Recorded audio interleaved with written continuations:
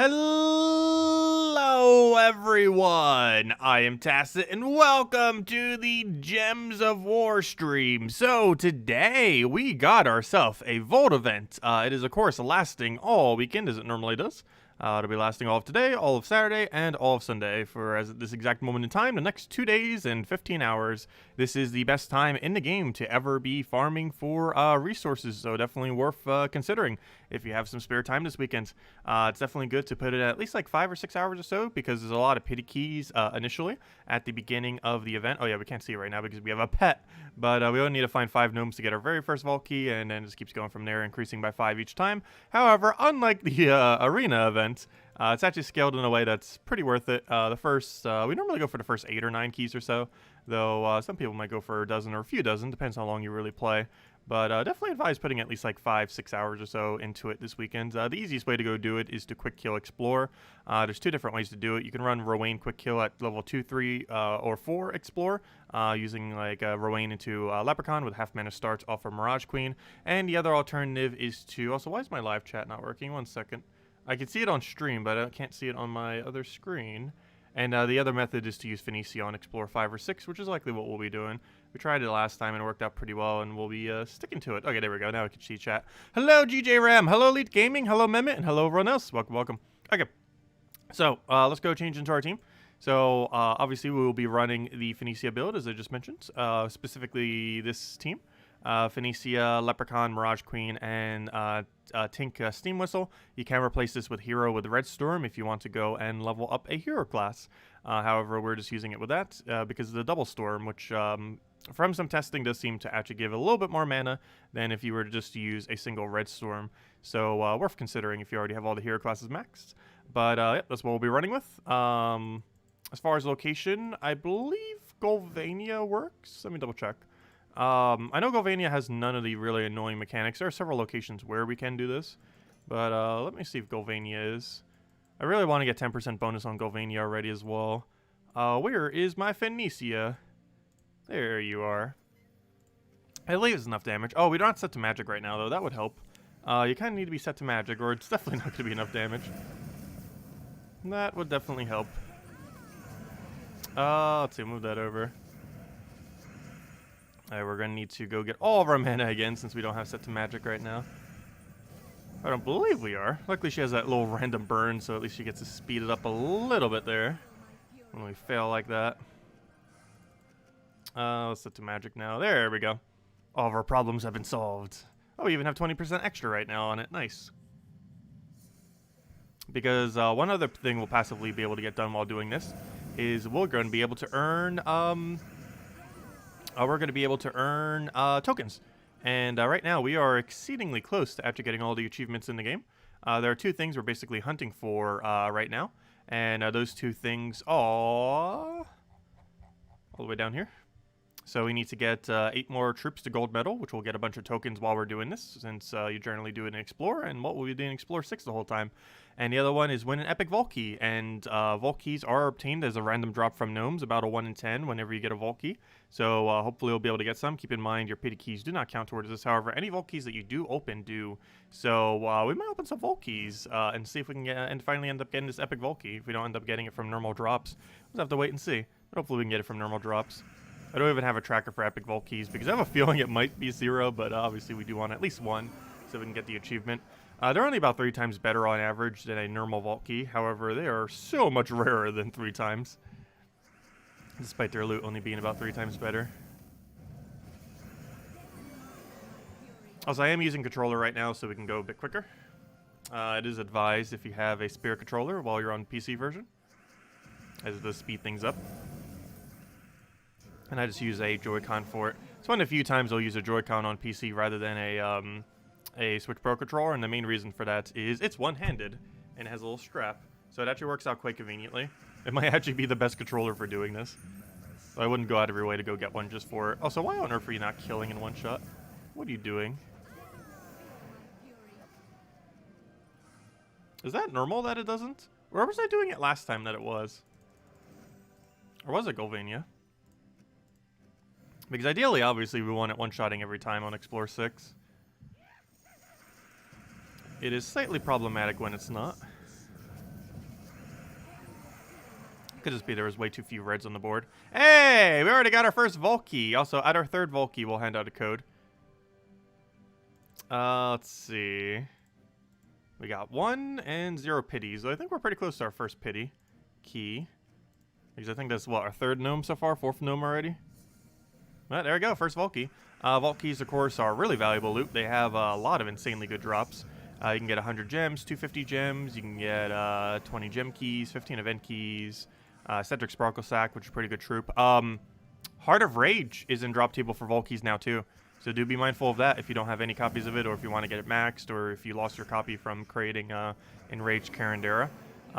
It is available. So, yeah, you can end up getting it from Vault keys. Other than that, it also drops orbs, like Chaos Orbs, or, you know, both the two types of orbs, the smaller orbs and the bigger orbs. So you have a chance at those. What are you doing surviving? What are you doing surviving? Also, what are you doing not burning it to kill it? There we go, it's burned. And we still get the skull after.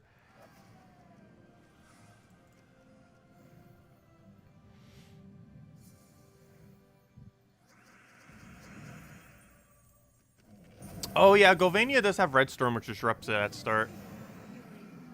Actually, any kingdom that has Storm at start would technically do that, which would hurt the amount of reds that go into the board. He's got an epic Volkey? Congrats. Hopefully we'll get one this weekend. We're so dry on it right now. It's only a matter of time. Yeah, sometimes you get lucky on it, sometimes you don't. You can go like 2 hours and get no normal keys. Luckily there's the pity key system. And then other hours you can go get like 5 in an hour. Luckily the pity keys make it a little bit more consistent, because even if you're getting pure bad luck, just a rate of pity keys is pretty good. Especially for the first few hours that you do it. It does have diminishing return. But the first 3 hours are insanely good for it. And the first like 4 to 6 hours are pretty solid. Everything beyond that's still decent, but the diminishing return does increasingly make it worse over time. I might need to find a different kingdom. Golvania's not one-shotting that well. I can't remember where I was Explore 6ing last time that it was one-shotting consistently. Because it definitely wasn't Golvania. Because we don't have enough damage to do it sometimes. Which is concerning. I'm trying to think of where it might have been that didn't have any annoying mechanic. Like no revive on death. No spell reduction. No nothing. And also no storms at start of battle. That's its Red Storm. Though even Red Storm would be weaker than the storm we have set right now.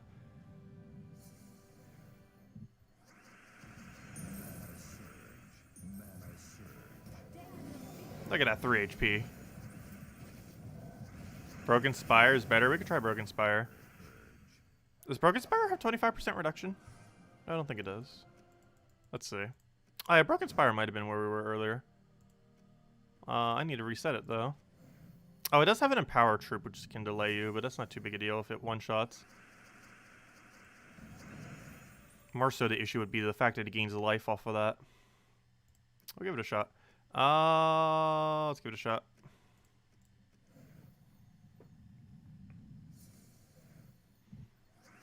Yeah, if you're doing Rowain team, Zejin can actually be one of your best options.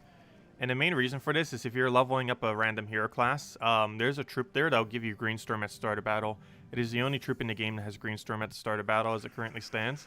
And you can use this for your own team, obviously. Let's see, is that still enough to one-shot after it gains an HP buff? Yes, it is. Okay, never mind. Yeah, this place will work then. Oh, so we just got a pet. Do we still need it? You get a lot of pets during this event. Yes, we need 2 more copies. Good thing I checked. Okay. Quick break to go take the pet. Let's hopefully get 2 copies and get this thing upgraded. It's so close. Watch it only give us 1 copy. And hopefully it'll give us 2 so we don't need to worry about this pet ever again. I forgot what its bonus even is. I think it's Karkaroff? Pretty sure it's Karkaroff team bonus. Which theoretically is where Zugoff's from. However, you would never actually use like a pure Karkaroff team in the current state of the game. I don't think pure Karkaroff has ever been meta to any capacity. What am I looking for? I'm looking for, oh yeah, I want to see where it's from. Yeah, it is Karkaroff bonus. Just making sure. I already bought that little pet earlier. But yeah, hopefully we get 2 copies here. That'd be very annoying if we only get 1. Which means we're probably only going to get 1. Hopefully we'll get lucky. We'll find out.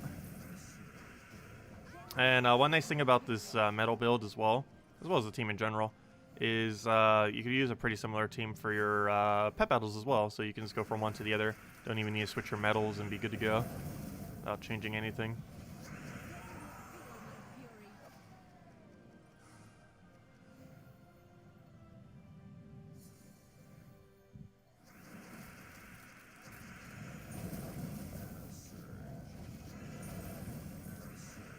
There we go, and he's dead.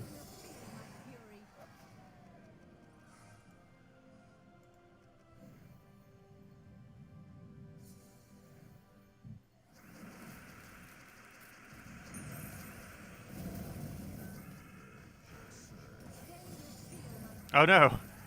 It's left them with 1 HP. What are you doing? Leaving them with exactly 1 HP. But at least it consistently one-shots the first 5. At least with our stats anyways. Obviously with lower stats, it might not go that far.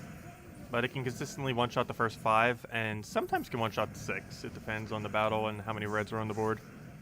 Like one more red on the board would have been a kill there.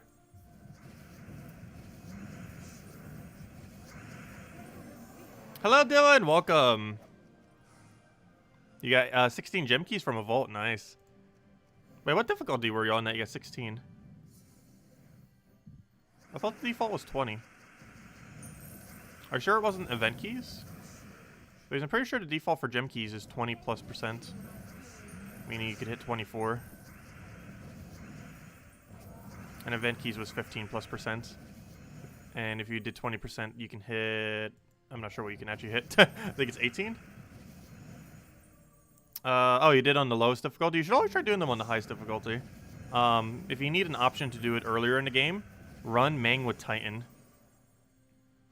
Mang with Titan, once you have that to level 40, you gain Barrier on Brown. And that team's enough to do the harder difficulty.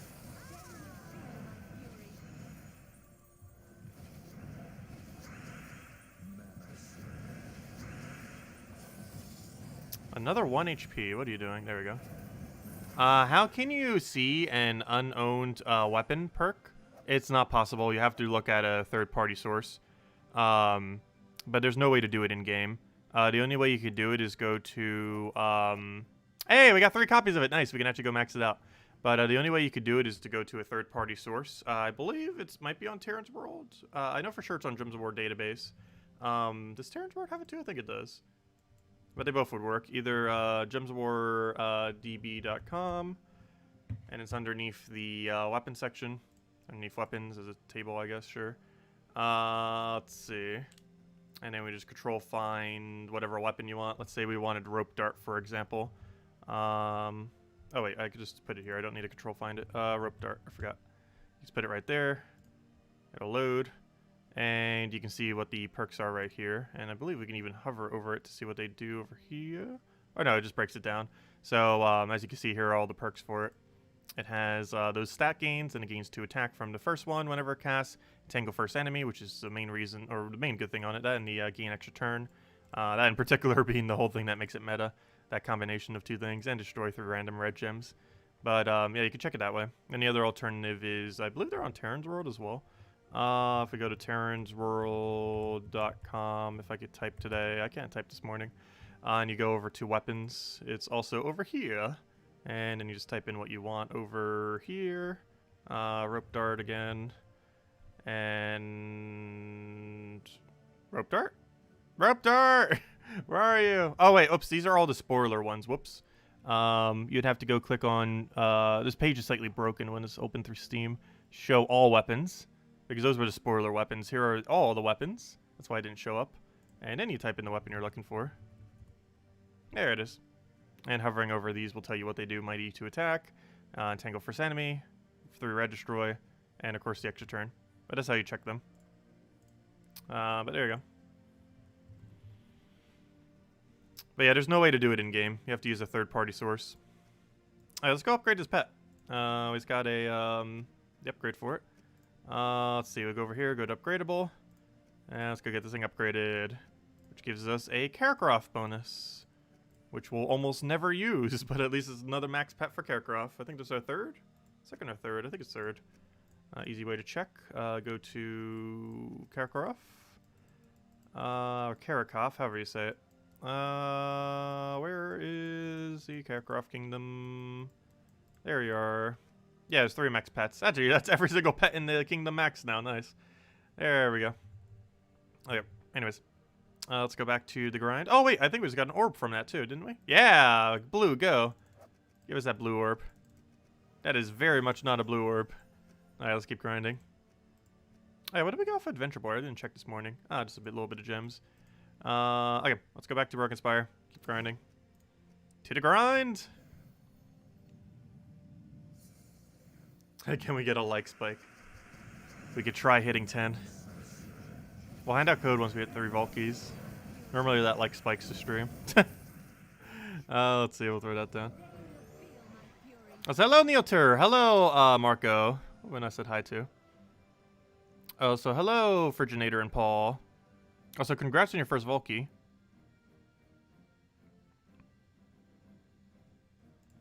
Oh, is this the first Vault Key stream? Well, we're not streaming until we get a Vault Key, because we could be here for literal days.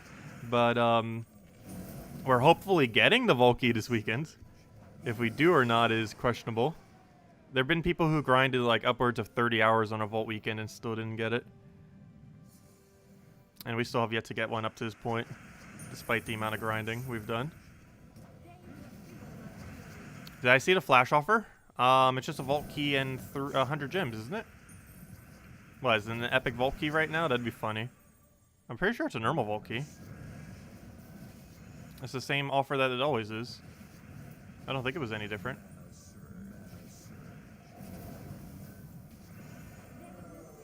So how did that do so little damage?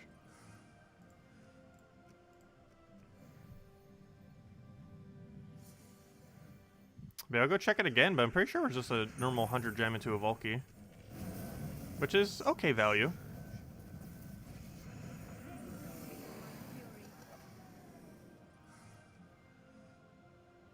Oh, they increased it by 4 times during Vault events? Oh, did they mention that? I didn't actually see the post on the thingy. That'd be very good then. Why does it say we've only killed 1 gnome? Do you have to do the pet now in order for it to track up?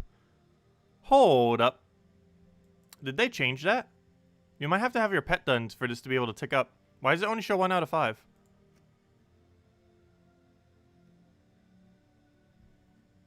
But yeah, the flash offer is pretty average right now. Yes, they do occasionally do 3 Vault Keys and 50 gems for $2. And other times it's 1 Vault Key and 100 gems for $2. The 3 Vault Key one is very rare, though. They only do that like a couple times a year.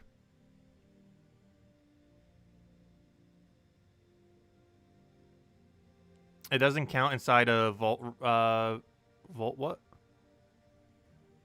Well, we got all of ours in Normal Explorer. Should have counted all of those. Should already have a pity key. We've obviously got more than 2 gnomes, because one of them dropped a Vault Key. That's really weird. Why is it not tracking my gnomes? It didn't track like 15 minutes worth of gnomes.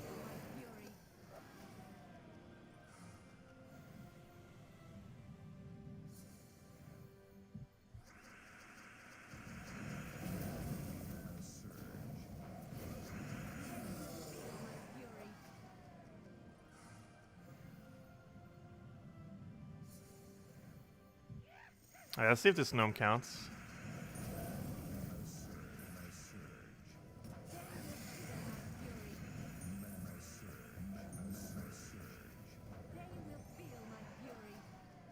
Hey, well, better. It gave us a Vault Key. Gosh, we're almost up to our 3 Vault Keys already. Okay, that one counted. Maybe it's counting how many Vault Keys we get. That would be funny. But anyways.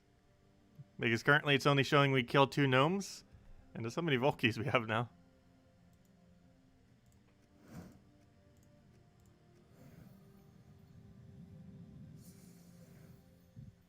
Maybe you didn't do enough arena event and they're punishing you now. We've gained more loot in the last 20 minutes than we have from the entire Vault event over 3.5 hours. We've already exceeded the amount of loot from it, mostly because there's 2 Vault keys.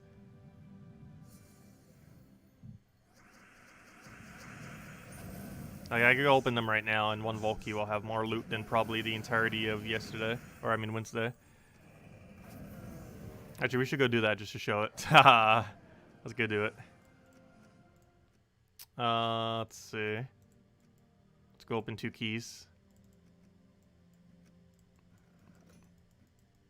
And for this, I use this team.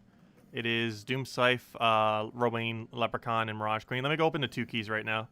Let's see if these 2 keys, within 20 minutes, have gotten more loot than the entirety of Wednesday. See if 1 key can break it. Oh, wait. Oops, I forgot to take purple. That's bad. Luckily, that cast isn't too big of a deal. Do we have alignment? No. That's concerning. Slightly messed up. We're not regaining alignment either, which is annoying. No, not my Rowan. I'm just going to have to cast a blank here. Mirage Queen's in first, so it could just tank for us anyways. Look at him hit us a billion times. Look at him go. Rowan can't clean right now, can she? Doesn't look like it. She won't have enough damage. Now she will, though. That was a weird battle, but it came through. Let's see. Yep, we got an event key, and the other day we got 2 event keys. 6 diamonds. We got 10 diamonds from the other thing. And then we got a useless gnome in the other thing. So we didn't even get a good Cedric drop, and we almost already broke the loot of Wednesday. Because we just got 6 diamonds instead of 10, and we just got 1 event key instead of 2. And that was considered a bad vault key as well. And it's almost the loot of the other day. I just denied my purple. I'm trying to take purple so we can get alignment. There we go. Oh, that shuffle missed. Not sure if it's worth going for you. I'm just gonna poke Rowan mana, I think. So we'll do that. And he's dead. And then we win. Okay, did we beat the loot? Yeah, pretty much. And then we get 6 gems over there, a gem key. Even bad vault keys are almost enough to beat out the last event. That's pretty funny. 2 horrible vault keys are almost more loot than the arena event. And we got that within 20 minutes. Now let's keep grinding. It's pretty sad. They really needed to do something to buff up the arena event. It is exceedingly not worth it. Yeah, Salty's stream on Wednesday had more loot. Half of her stream, not even her whole stream, but half her stream had more loot than the entire arena event as well. She gives out more during her streams just because she only streams twice per week, whereas we stream every day. We actually hand out more loot than her per week, but we do it at a much more distributed pace since we do a billion more streams. She normally does 2 streams a week. We normally do around 8. Actually, we do more than 8 streams, but you know, as far as Gems of War is concerned, we do 8.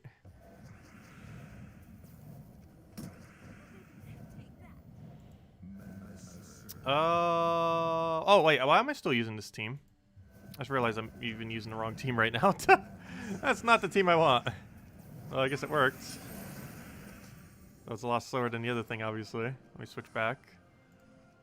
That's not the team I want right now. Venetia, go.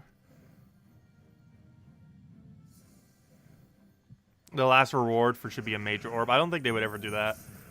Major orbs are too valuable to hand out like that. Why do I use the Tinker thing and not Hero? Double Storm is very effective for getting more mana for her. If you have Hero max, it's worth it. If you don't have all the Red Storm hero classes maxed, you probably should just go with Hero. But it is ever so slightly better with Tinker.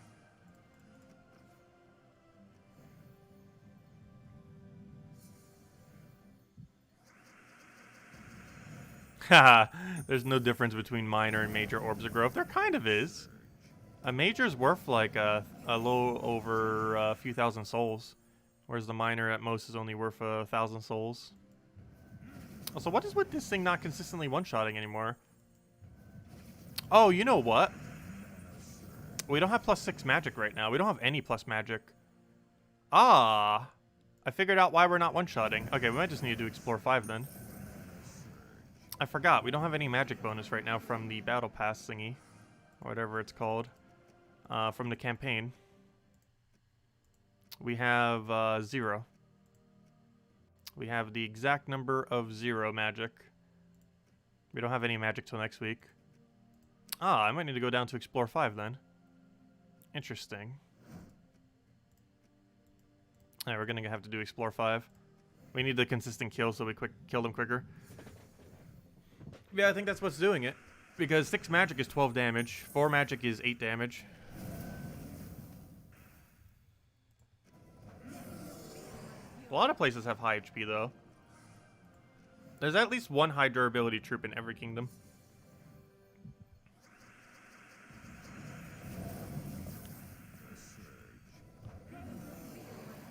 I was doing Golvania earlier and it still wasn't one-shotting.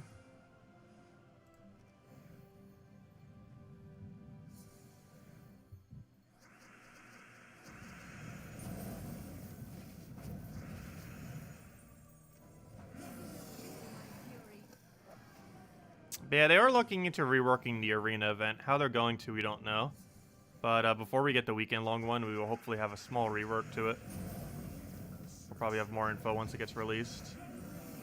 Because we will have a weekend version of it, which should be the normal version of it going forward. The weekend of Halloween, so 2 weekends from now. Not like next week, but the following week. We'll have Arena of Valor again, and should hopefully be scaled in a way that's actually worth doing.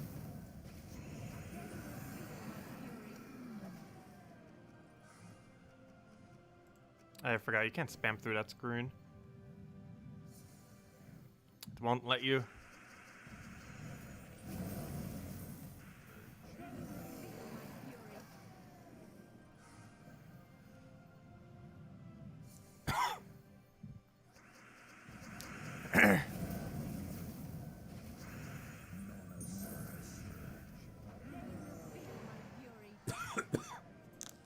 I'm like choking on nothing right now.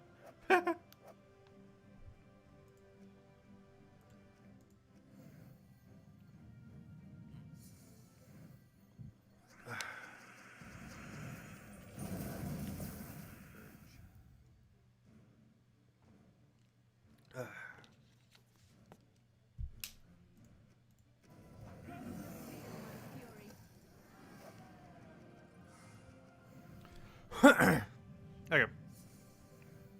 Also, once we find one more Volky, we'll hand out a code. Alright, let me check how many gnome kills I have. I want to see if it's still counting. I'm not sure why I wasn't counting at first. That was very strange. Okay, we're at 3 right now. Let's see if it goes to 4 once we find another gnome. Because it didn't count like the first 3 or 4 gnomes we found. Towards our counter for pity.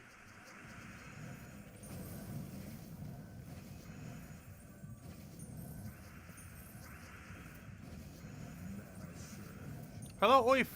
Welcome!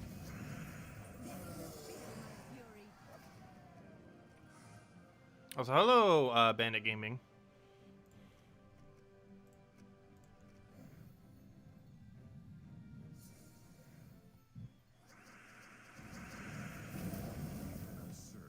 I keep forgetting we can quick cast. I've been barely using that at all today. The controller still stays in a decent amount of time as well.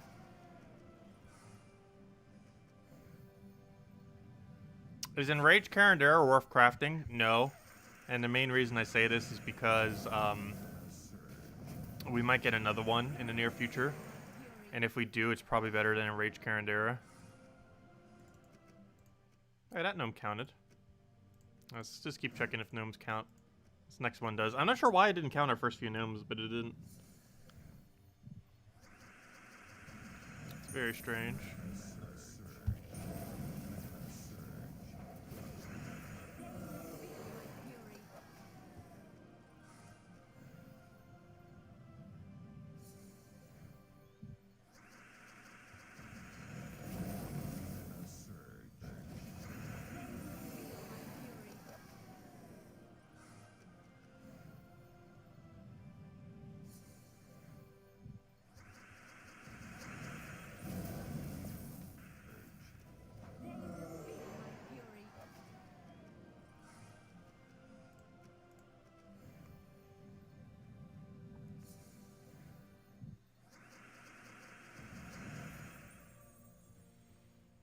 I was actually surprised it's that low. I would have expected a couple thousand would have crafted in Rage Current Error.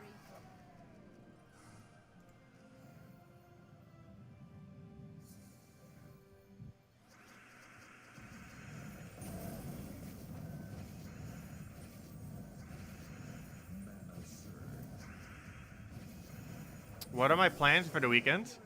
Lots and lots of vault key grinding. Though I might do a Fall Guys stream tomorrow because they added a new game mode today. Though it's very broken, so we're definitely not streaming it today. They did a coding issue where it can repeat the same game over and over and over and over and over and over again. And there's actually screenshots of people getting like 20 rounds before they hit final. It's pretty hilarious. So we're definitely not playing that today. But if they fix it by tomorrow, they'll probably do a bit of a stream of it tomorrow. Because it's probably the best set of games ever. It does have Memory Match, which is a really annoying one that kills like no one. But it has Slime Climb.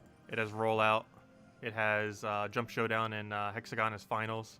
It's probably the best set of mini games we've had yet. But it's currently glitched. So I'm probably not even touching the game until tomorrow. Even off stream, probably won't even be bothering with it. Once they fix that mode.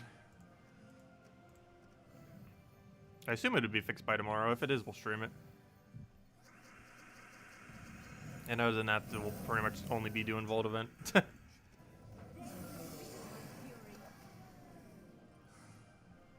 Lots and lots of Vault Events.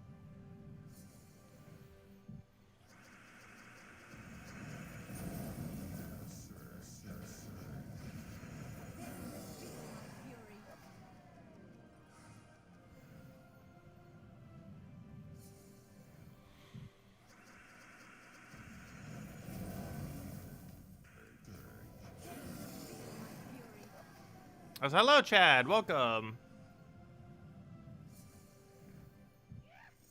Alright, let's see if this gives us pity key.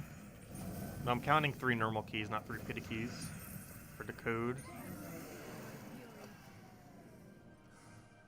Okay, did that count? Yes. Okay, why were my gnomes not counting earlier? There we go. Right, let's keep going. We go update the pity number. Where is my number? There it is. Number updated. There we go. 2 plus 1. That does not equal 3 though. We need the first number to be 3 for it to equal 3. And then we'll hand out code.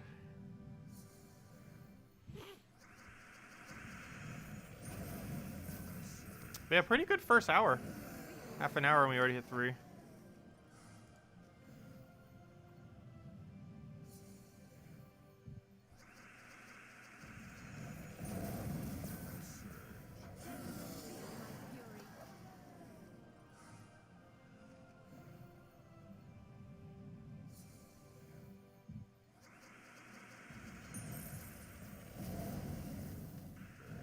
I keep forgetting we can quick cast. It'll probably be a month later and I still will not be used to a whole new quick cast system. It's just so much different compared to how you would normally play in the past. Because before, if you played like that, it would slow it down like crazy. But now it speeds you up. Hello, Ahmed. Welcome.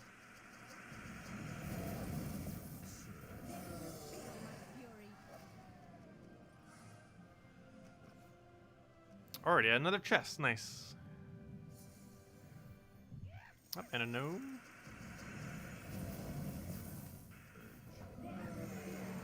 You know you want to drop a vault key. That is not a vault key, but it is your biggest drop that isn't a vault key.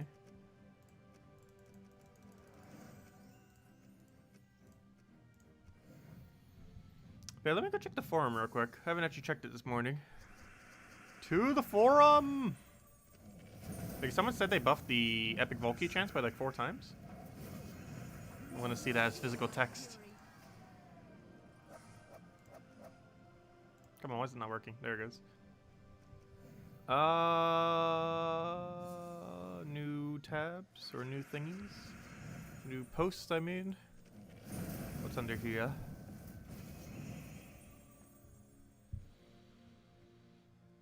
Heart of Rage refund. Didn't they already do that in the past? Hello, adventurers. Today we pushed the mail that contains a Heart of Rage for those that had theirs consumed during crafting. Roughly 270 people use Heart of Rage in crafting. So if you are one of them, check your mail. Thank you for your patience. Wait, does that mean it doesn't cost Heart of Rages anymore? Has that been confirmed? Does it not cost Heart of Rage in order to craft it then? Do you need to own it, but it doesn't consume it now? Because they just refunded 207 people of it.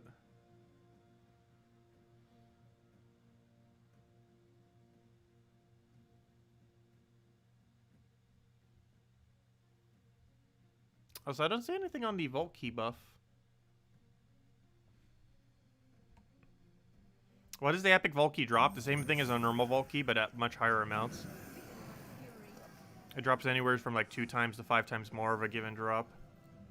Like, for example, it gives twice as many orbs. I believe it gives 3 times as many keys. About 3 times as many gems, and stuff like that.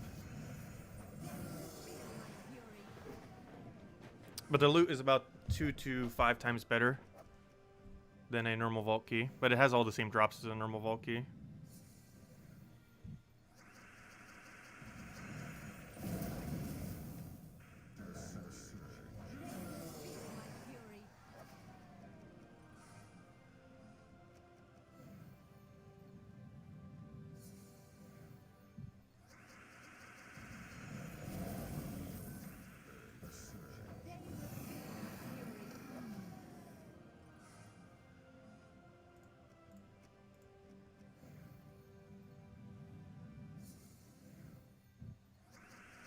It should drop more gold. I believe he drops 250 or 300,000 gold as his base value rather than 60,000. Or was some kind of weird number like 250 something something. I'm not sure. I believe it was exactly 5 times higher on gold. So whatever 40, whatever. Oh yeah, that would be 300,000 then, around there. Pretty exactly what it was.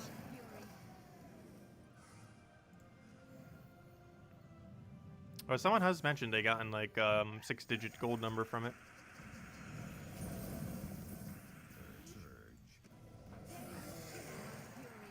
And of course, we haven't opened a single one yet.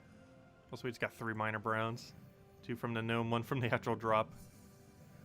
Go figure.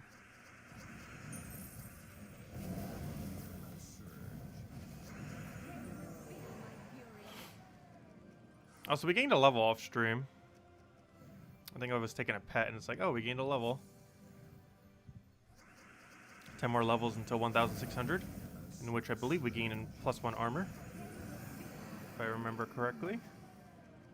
And that means we only get 4 more hero class stats, and then we're maxed on hero.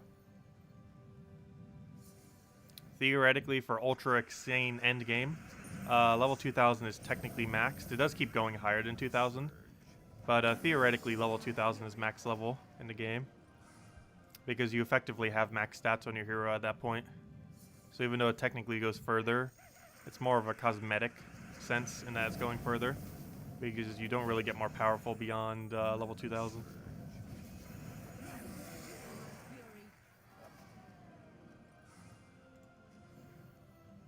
Oh, I thought they reconfirmed it for the most recent event. My bad.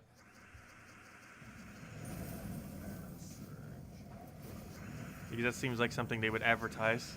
Like, hey, we're giving you more loot.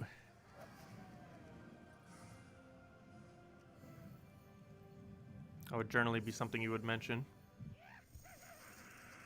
They wouldn't mention taking loot away, but they would definitely want to mention when they're giving more.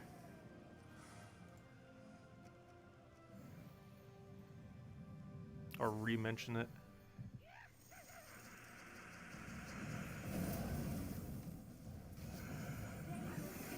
It's weird because it wasn't even in the patch notes either. I was like, wait, Miststones. It's like, oh yeah, duh, that's the resource for the thing. That resource threw me off for a second.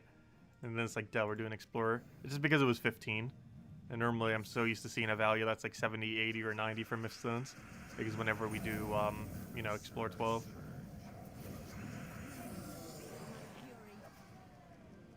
Seeing such a small number throws me off.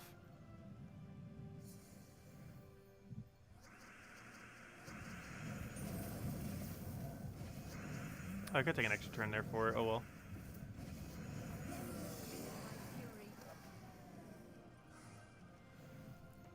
doesn't make too big a difference.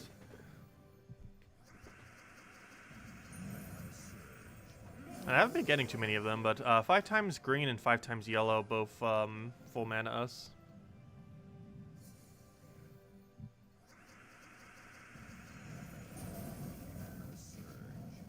But yeah, Volkey's being buffed by 4 times, or Epic Volkeys, is a pretty big thing to kind of announce that they didn't even really mention. Maybe they don't want people getting Epic Volkeys. Maybe that's why they didn't mention it. They don't actually want people getting them. Because gosh, is Epic Volkeys loot absurd. If you could actually get your hands on them. You still need to get lucky, because of course you can get really unlucky and get like double minor green or something from it. But generally speaking, its drop table is pretty solid. It's basically just normal Volkey. It's basically just doing multiple Volkeys at the same time.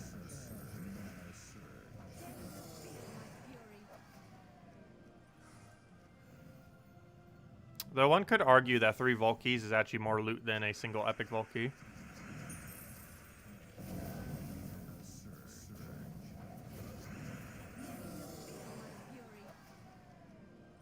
What's the first thing you would do or fix? I would rebalance nearly every troop in the entire game. Is what I would do. And I'd make it a big thing before the 1000th troop gets added to the game. Which is in about half a year from now, if I'm not mistaken. But like a gigantic patch where like nearly every troop in the entire game gets reworked to be balanced. Or at least better than it currently is. Like, it doesn't have to be perfectly balanced, but it needs to be better than it is now.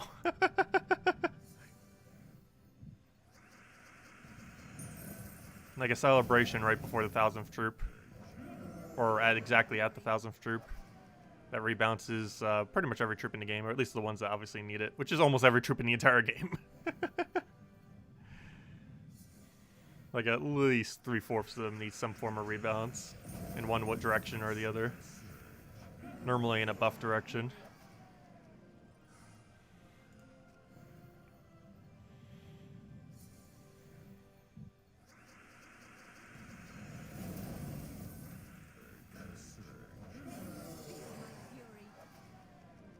Because right now, only about 10% of all troops in the game are actually viable. Maybe 20%, if you're talking about every game mode in the game. And some content is so dead that you would never actually put it in any team ever. And what's weird is even new content, like brand new content, still comes out as dead quite often. Like, for example, the Glory Troop we had this week, as well as generally the Glory Troop, has been very dead lately. I feel like only once every few months do we get a Glory Troop these days that isn't dead upon arrival. And also, we only got 2 good mythics all year. Well, maybe 3. We got Vespera, we got Lord of Slaughter, which is obviously the best one. And we got Cycrox. Every other mythic we got this year has been pretty underwhelming. I guess maybe normal Karandera wasn't too bad. And technically Enraged Karandera, but most people don't own that, obviously. Based on their data, only 270 people do. But Enraged Karandera wasn't too bad for its 4 times curse. So we only got like 4 good mythics out of 11. Hello, Isabel. Welcome.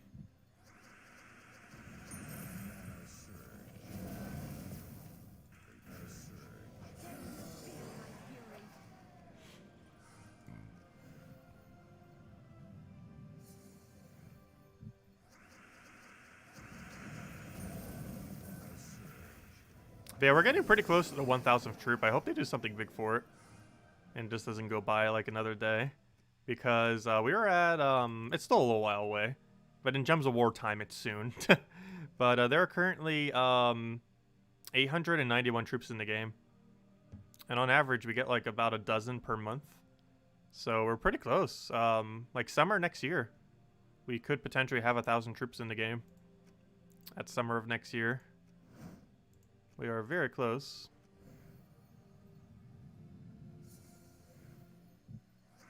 Is Assassin a good class? Yes and no. It is a good class, but it's so luck-based that it's generally not used. When it gets lucky, it's like the best class in the entire game. When it doesn't get lucky, it's like one of the worst classes in the entire game. It's exceedingly high luck dependence, makes it generally not used, but still makes it viable. It's a really weird hero class. You generally only use it for fun. That's a really strong option to use for fun. It's normally not used in most serious teams, though. Generally. It still can. I think I even use it for one of my Guild War defense. Just because it really catches people off guard. Because it's not commonly used. So if it actually gets a kill, it can really throw people off.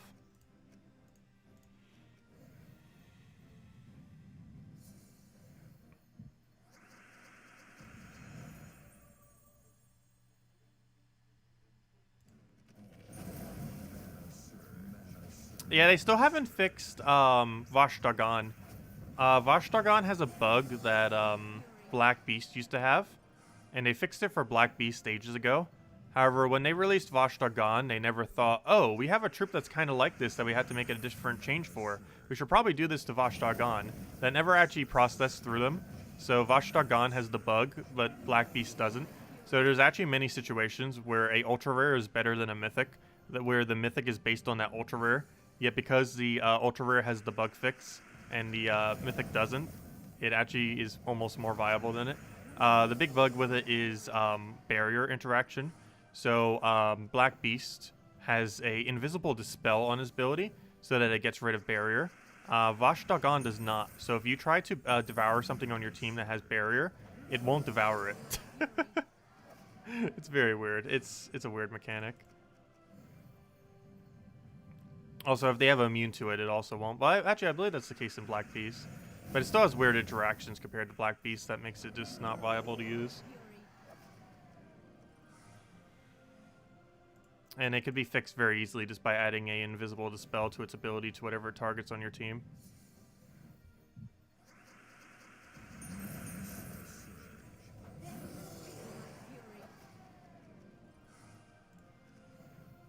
I think the main thing that might be making that not possible, though, is the fact that it does split true damage.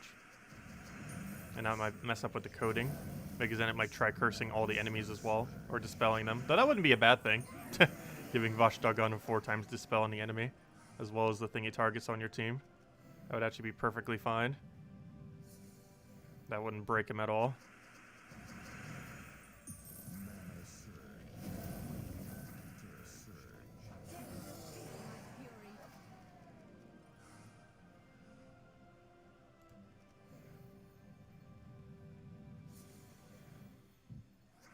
Oh, sorry, not barrier. I meant bless. My bad. Did I say barrier? I meant to say bless. Because they actually fixed it so Devour hits their barrier naturally through Devour. But it's bless that stops it. So what happens when you Black Beast tries to devour something with bless is Dispel will get rid of the bless, and then Black Beast will devour it, assuming it doesn't have a trait that has immunity to it. What will happen when Vashtagan does the same thing is he will try devouring it, and has bless, so it can't because it doesn't have Dispel. So it doesn't devour your ally, which is like the whole point is to devour your allies. So Bless ends up blocking you from doing it, whereas on Black Beast it doesn't. And that interaction is very annoying.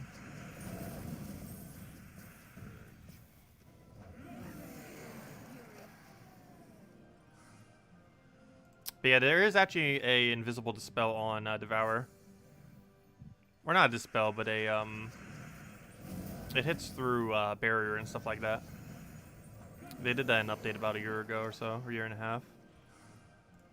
Because before it used to hit through Devour, and you would also claim the Devour for yourself, or the barrier for yourself.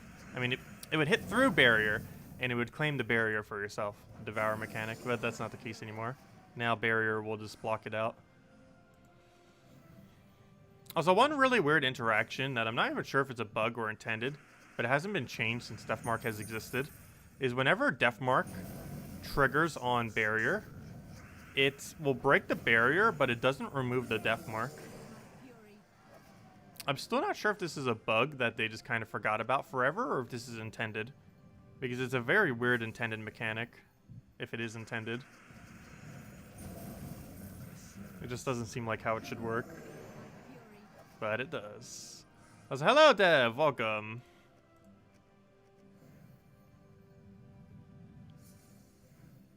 There's a lot of weird interactions in the game, though. Most of them have been patched, though, which makes every current weird interaction that still exists even weirder. Because you never know for sure if it's like, is this intended or is this a bug that they completely forgot about forever?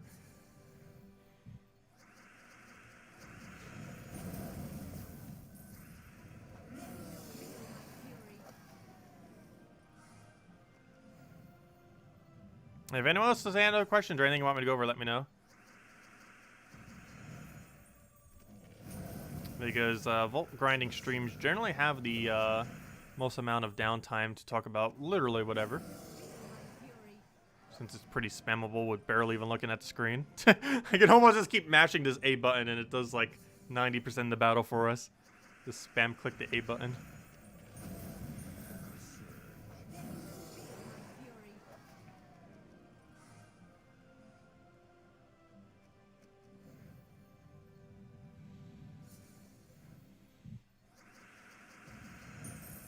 Oh, we already got full mana, nice.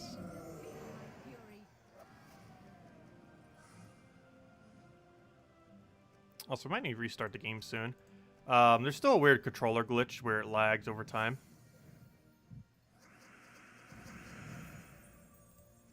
I talked about Fall Guys a little bit earlier this stream. They added the slime mode thing. I tried it once this morning.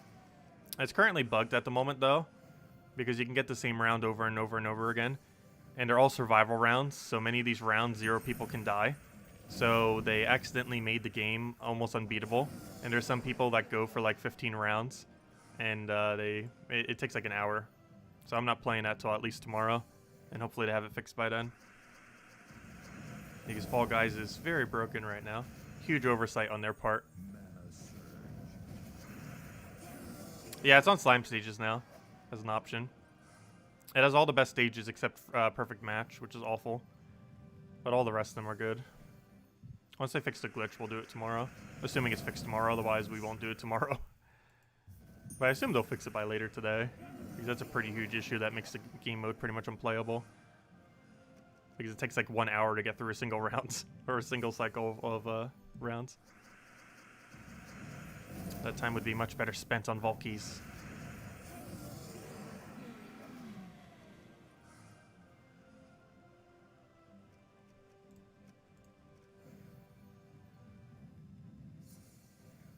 But yeah, Fall Guys has been a lot of fun.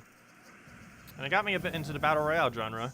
I still need to stream Spellbreak at some point. They have a really major patch on the 22nd. I want to do one stream before and then one stream after. And we'll probably stream it occasionally after the fact too, but it won't be that often. It's definitely a game that I'm playing mostly AFK right now. It's kind of like RuneScape. I never actually streamed RuneScape a single time yet. I played it AFK in the background for like 2 years on the channel. Even though we only did like a few videos on it and never streamed it. Also, it released on Steam the other day as well. But I think I might have officially quit RuneScape at this point. I always say that, and I've managed to always find my way back somehow. But I think it might be official this time. It's just such a time sink of a game. And how many games I have backlogged right now that I need to play is very high.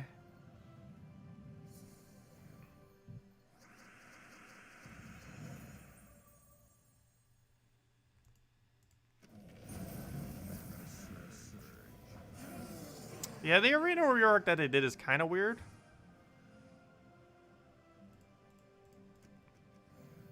There's some pluses to it, but the big two downsides is the loot for the new event is awful. And it takes so much more time now with how they rescaled it. Like, it almost takes double the amount of time, even though it's less battles.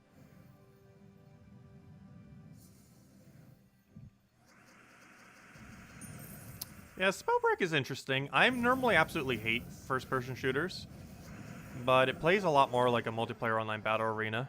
They're even adding a game mode that's basically a multiplayer online battle arena as of the 22nd. Right now, they only have a battle royale mode, but it's basically The Last Airbender. If The Last Airbender was a battle royale, is like the easiest way to explain it. If anyone has ever seen that show. Which is arguably one of the best shows that ever aired on Nickelodeon.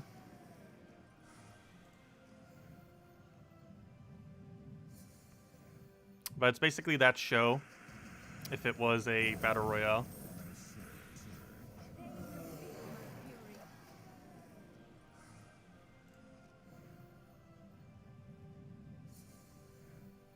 Let's see. We'll take that over.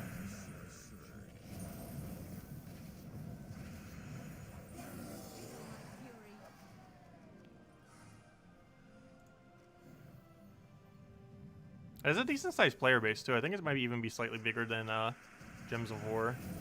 So my biggest concern with it and why I haven't really committed a lot to the game is it seems like it's eventually going to die out. While it's a really great premise, I'm not sure they're going to be able to survive in the Battle Royale genre. It is just such an ultra contested genre right now. Whereas something like a match 3 RPG is obviously not as contested. Especially since the developers of this game are one of the main people that were doing match 3 RPGs. Like, Puzzle Quest was one of the biggest match 3 RPGs when it was released. It was one of the very first match 3 RPGs to exist as well, if I'm not mistaken. Before they all became like mobile cash grabs. Like this one! Or at least how it's turning anyways. This game didn't used to always be as pay to win. So you can still play 100% free to play, but obviously it's grindier. I don't mind heavy grind based games. Grinding is fun. Well, it can be fun. Any games that do it correctly, it can be fun. And Gems of War for the most part has done it correctly. There are areas where it hasn't, like the arena rework and stuff like that, but overall they've done it decently. The gameplay loop for this game is pretty solid. It's one that you wouldn't do for like excessive amount of time on end, but for short bursts, it has a really solid, fast-paced gameplay loop. That's probably the biggest thing keeping this thing going as well, Gems of War. The pacing of the game is actually really good. That's the main thing I hate about going back to the old Puzzle Quest games. When you look at its pacing compared to Gems of War, it feels like it's moving like a glacier. Just because of how good the pacing of Gems of War is. I really hope they fix that for Puzzle Quest 3. Assuming they're developing Puzzle Quest 3 at some time. Obviously, Gems of War has just been making so much money that they probably have almost forgotten that Puzzle Quest even exists. But I still feel like Puzzle Quest 3 is coming soon. Why else would they release an HD version to Switch the other year? About 1 year ago, they released an HD remake on it to Switch. And it feels like they did that because they're planning Puzzle Quest 3 for release on Switch in like a year or two, probably. They're just keeping on the down low. Like, there's at least a 95% chance they're working on Puzzle Quest 3 right now in the background. How far forward it is, who knows? But I am pretty sure they're working on it. We'll probably find out randomly in the middle of nowhere in like a year and a half from now. It's like, oh yeah, in a couple months we're going to release this. I feel like it has a lot of potential to do good.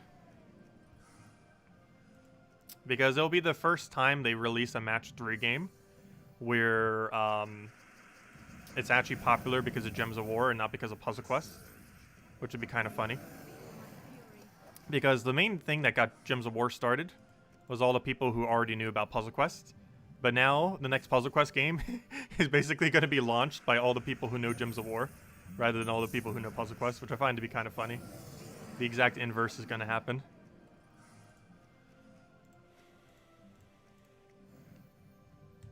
Where Puzzle Quest initially launched Gems of War, now Gems of War is going to launch Puzzle Quest 3, essentially.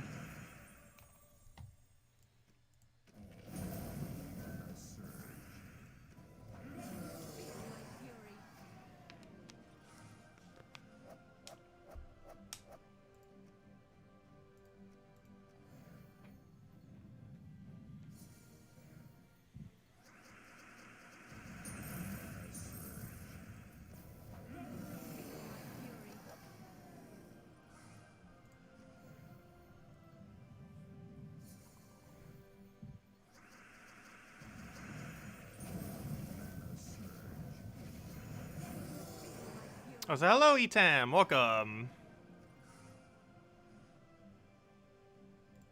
Oh, we need to restart the game soon. We've been streaming for about an hour. Normally about every, like, 45 minutes you gotta reset it. So once we finish out the set, we'll probably restart the game. Because the controller still has that issue, and it probably always will. The game does have partial controller support. And there's a lot of controller glitches that they said they're probably not getting around to ever fixing. Which is unfortunate.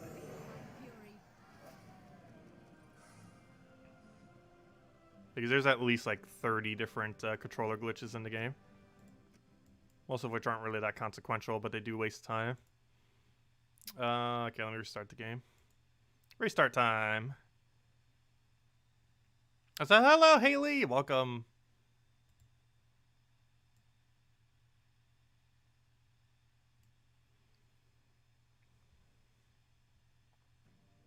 Let's go take our tribute as well. Perfect timing.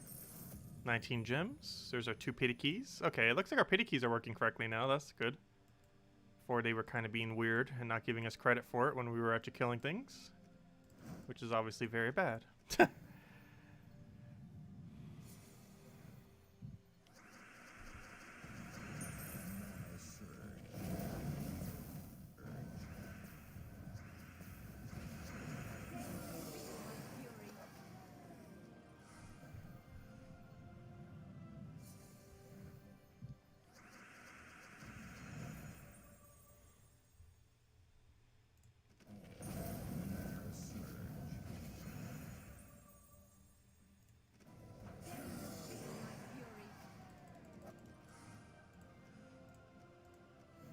Oh, that's funny. Isabel, the screenshot I gave you earlier, Fall Guys actually retweeted 15 minutes ago.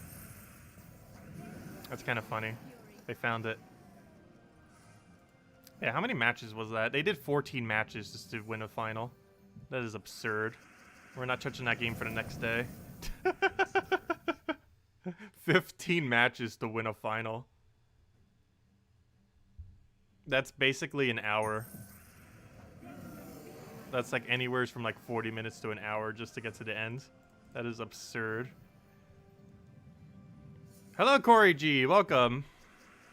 It's basically the full duration of this stream just to get to the final in Fall Guys. With how buggy it is right now in that game mode.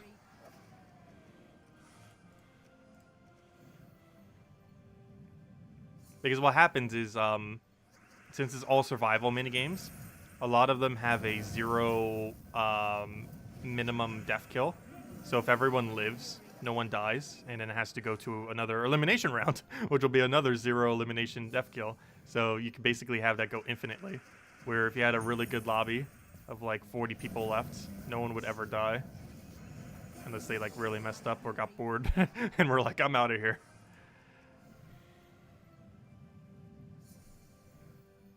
Oh no, that wasn't my skin, that was someone else. Screenshot of someone else. I wasn't sticking around for that. I did a quick round this morning, but I wasn't going to stay around the whole thing. I saw it started looping the same thing over and over again. I was like, nope. It kept doing perfect match. Got like 3 or 4 in a row. At that point, I was like, yeah, no. I was doing it while eating breakfast. Pork roll, egg, and cheese. Also, nowhere in the South ever sells pork roll, egg, and cheese. Of course, that's not an issue now, since I don't really go out for breakfast, since, well, we can't. But, because of the virus and everything. But, I still buy pork roll. I've been making my own, and that's basically the only way to get in the South. Like, in the North, I'm not sure if it's, like, a New Jersey area thing, or if it's more, most of the area in the North. But, yeah, you can get pork roll, egg, and cheese at, like, almost every breakfast place in existence. Yeah, you go to the South, and, like, every menu item that would normally have a pork roll, egg, and cheese has, like, grits, which is, like, the weirdest thing ever. I still don't even understand what grits is or what the appeal to it is. It's such a weird food. But, like, everywhere in the South has grits. Yeah, everything in the North has, like, pork roll, egg, and cheese. Pork roll, egg, and cheese is a better option for sure.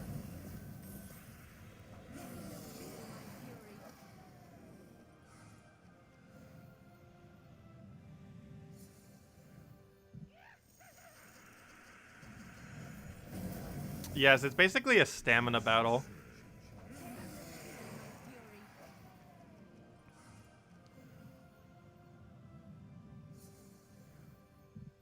It's pretty hilarious, though.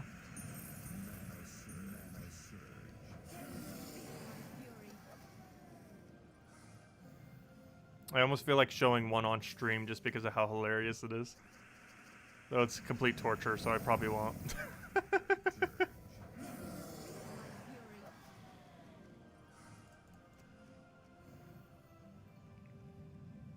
Especially when it does perfect match, because it's like the worst battle in the entire game. And then it just repeats infinitely, because no one ever dies. It actually has the, if they have statistics on how many deaths there are on every stage, perfect match has definitively the lowest. We don't know what the exact data is, but it's definitely 100% the lowest death rate of any stage. And it keeps repeating it over and over and over again because no one dies.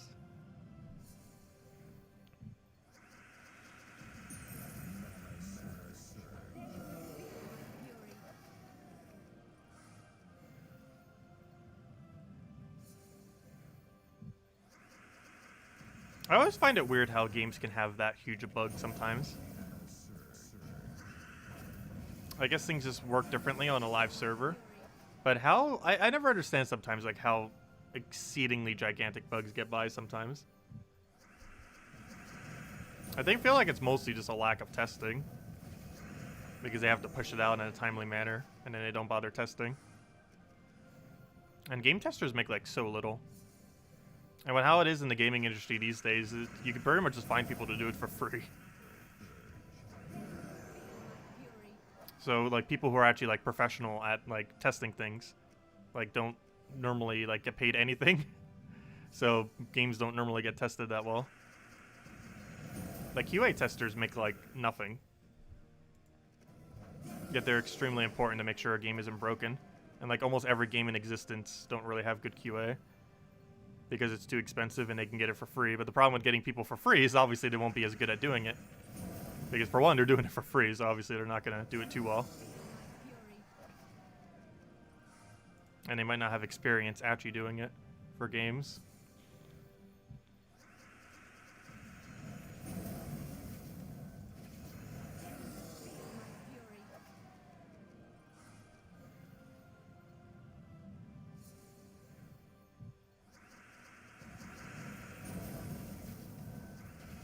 I feel like that's a really big issue with the gaming industry currently, overall. But for smaller developers like them, they probably just don't have the financial assets to do it. Though with how much money the game made, I think they might at this point. Let's see. But it's always considered to most companies as an unneeded expense. And then they release stuff with 1 billion bugs.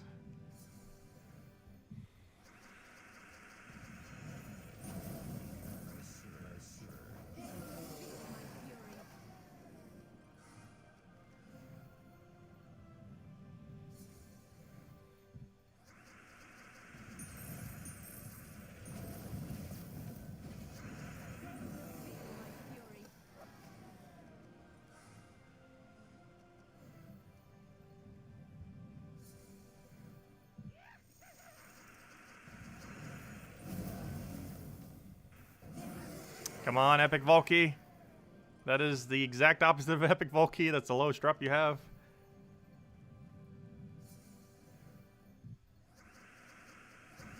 I haven't been playing Animal Crossing much lately.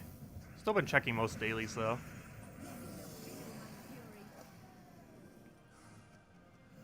Actually, when we do our Halloween stream, we do our variety stream on Halloween. And when we do Animal Crossing, I think I might open everything in my mailbox. I have about 2 months worth of unique NPC drops in my mailbox in Animal Crossing right now. We're just going to be showered with amazing loot. It'll be pretty funny. We'll need to make a little section and drop everything we get. There's just some pretty high value items in them. Mostly Gulliver stuff and Gullivar and a bunch of fish and bug models. But I haven't bothered collecting it from my mail. It's just been accumulating there over and over again for the last 2 months, or almost 2 months. So it would be by the time the Halloween's here. Is it possible to find Epic Valky in normal vault? Yes. It's very rare, but it is technically possible. It is exceedingly rare, but yes, it can happen. People have screenshotted it before. But keep in mind, it is exceedingly rare. But it is technically possible.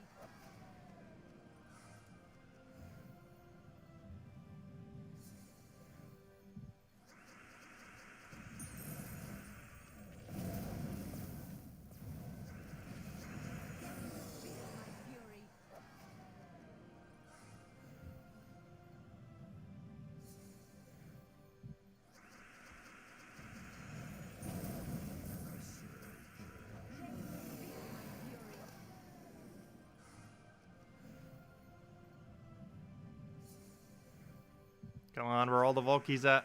We did so good initially on our first hour. Hopefully we don't go dry this hour. If nothing else, at least we're getting pity keys with every gnome we find. Also, we haven't really been getting glory gnomes much. We need those 1,000 glory drops. Those make up for a lot of loot.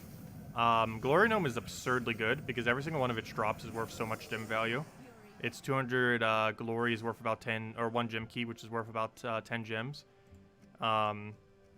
His biggest drop of 1,000 glory is worth about 45 to 50 gems, depending on how you look at it. Even if you do it on the low ball 45, it is the most highest drop that isn't a vault key of any gnome in the entire game. The glory gnome's 1,000 glory drop. Every drop it has is insane. It's everything from 9 value all the way to 45 gem value. Or theoretically 50, depending on how you break it down. But even if you take the low ball values, her range is from 9 gem value to 45. Make it the most consistent lowest drop of any gnome, as well as the best highest drop of any gnome. Not counting vault keys. I haven't been seeing too many of them, though. The glory gnome is by far the best gnome. Oh, and we just found a cluster of gnomes, apparently. They like to hide in clusters. I don't know, what would a group of gnomes be called? Oh, we just got a 4 gem key drop. That was more than all the gem keys we got on Arena event. And we're only an hour in. We're a little over an hour. But that's more gem keys we got than the entirety of the Arena of Valor in one single gnome drop. It's not that rare either, the 4 gem key drop. It's one of his rarer drops, but it's not his rare-ist drop. Do you know how we get the Halloween reactions in Animal Crossing? I believe your villagers just give it to you on Halloween. I believe one you have to give candy to Jack on Halloween. And the other one, I think your villagers just give it to you? I'm not sure. I would need to double check before Halloween. But I believe that's how it is. Is if you just give literally everyone candy, you'd get both of them very quickly. Pretty much all the things related to Halloween you'll get within, like, not even an hour on Halloween itself. As long as you have, like, 20 candy by then. 10, 20. I think I have, like, 50 right now or something. I definitely have more than enough. Yeah, there's no way to get it sooner without time travel.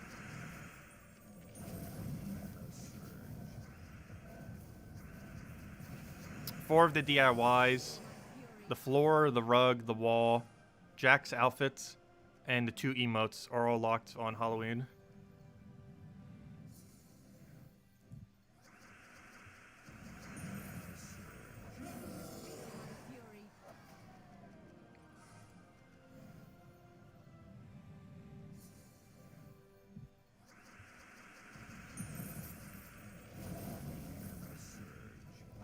But yeah, they locked a lot of stuff on Animal Crossing for Halloween. The Easter event only had, I believe, 3 things locked for Halloween. It had the little doll of Zipper. It had the wand. And it had the arch. Oh, and it had the egg basket. So it had 4 things. Halloween has, I believe, 9 things locked to the holiday. It has 2 emotes, 3 things, like the wall, floor thing. So that's 5 right there, because of 3 different categories. And then there's the outfit, so that's 7. What'd I forget? And the 4 DIYs. So that's 11? Did I count that right? Yeah, there's 11 things locked to Halloween. Did I count that right? 4, 3, 2, 2. Yeah, 11. There are 11 things locked to Halloween only. That's a lot for one day.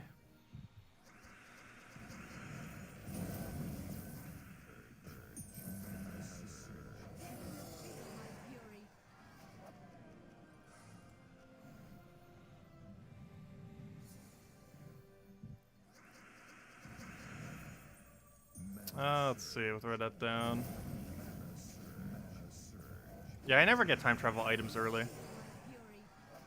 The things you gifted to me I still put down just because they were gifted from that. But I'm not really like using them, I just kind of have them on the side. Won't use them until Halloween.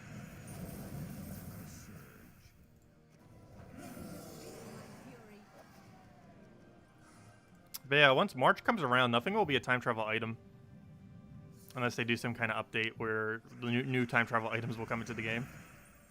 But once March comes around, the last of the Zodiac items, nothing will be time travel anymore. Hello, Bobs! Welcome!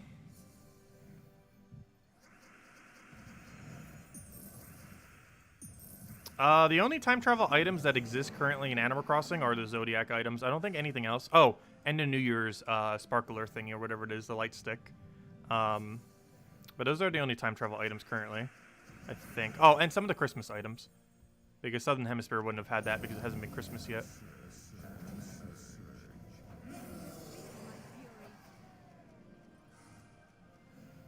But it's not that many. I think there's only like a dozen items that are technically time travel.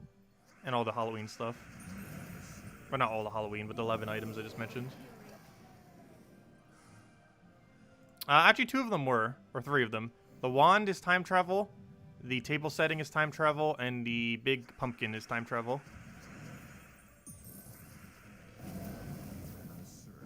Well, if nothing else, it'll be easier to show them all for Halloween. When we do our stream on Halloween. Oh, we're doing a lot of games on that day. We'll be playing Pikmin 3, we'll be doing Animal Crossing, we'll be doing, I don't know, but we'll do a lot of stuff. We'll probably throw in Fall Guys. Probably throw in, we might do Spellbreak, I'm not sure. Throw in a lot of things. We're gonna do a big variety stream on both Halloween and birthday, which is on the 4th. It's been a while since we've done it. Last time we actually did it was the 4-year anniversary, or sorry, 5-year anniversary of the channel. Wait, was it 4 or 5? No, sorry, 4-year anniversary. This year will be 5-year anniversary, right? I'm losing track now.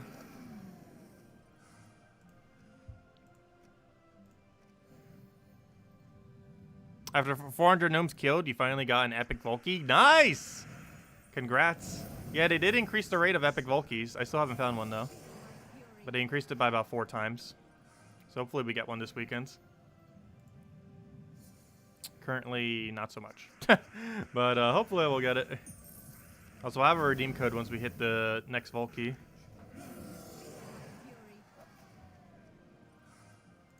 Which hopefully we get soon. We're a little dry to last like half an hour or so. So it does normally take about an hour per Volky. Which I think is closer to about 45 minutes per Volky.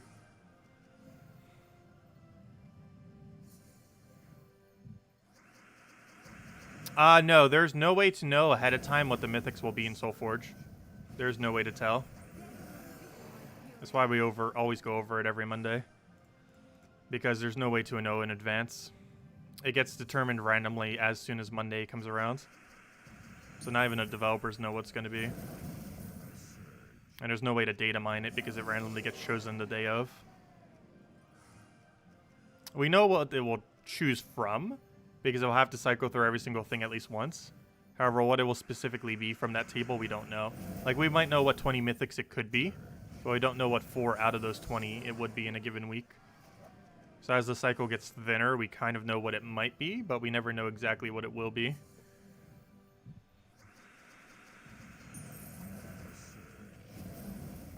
And the main location you can check the current cycle is go to Terran's World. If you go to terransworld.com... and you go over to Soulforge for troops, you can end up seeing what the cycle is currently on. So you can see that we're currently on the 8th cycle. So you basically take everything that is currently shown underneath 8th cycle, subtract it from everything that exists. Or sorry, did I say 8th cycle? I mean 17th cycle.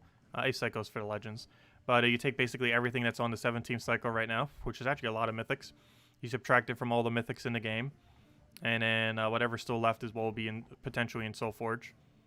I'm not sure if there's anywhere that automatically does that. Right now, I think you have to manually do it if you want to figure it out.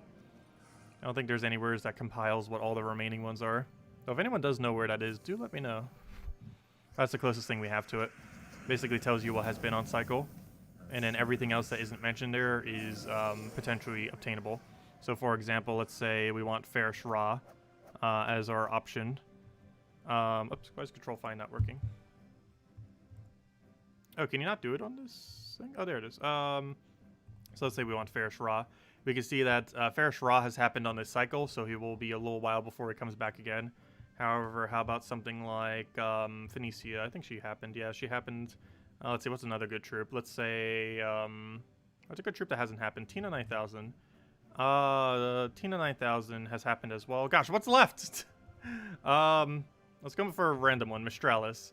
Mistralis. How do you spell Mistralis? Mistralis. She has been this cycle as well. Gosh. The cycles should be repeating anytime soon now. What is not on it? I know, I'm running out of options. Trying to think. What hasn't happened this cycle? Sakurax? I'd have no clue how to spell Sakurax correctly. Suna? She's useless, but nope, she's here too. Gosh, the cycle should be repeating anytime now. But yeah, it's really annoying to try to figure out what's actually still left.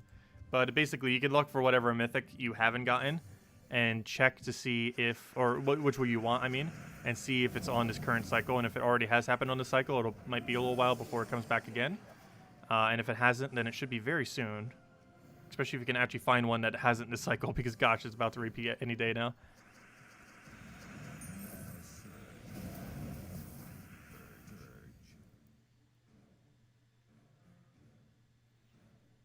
What are the main mythics you need to progress through the game? Iron Gut is like auto win delves, so he's pretty important to have. So he's probably like one of the highest priorities. Ferrish Ra is for soul farming. And other than that, the rest of them are pretty much whatever you want. Wild Queen's still pretty good though, but most of the rest of the options are pretty much just used for game modes that you can already do by other means. So I would say Ferrish Ra and what's it called? I just said it. Ferrish Ra and Iron Gut are probably biggest priority, with Iron Gut probably being higher priority than Ferrish Ra.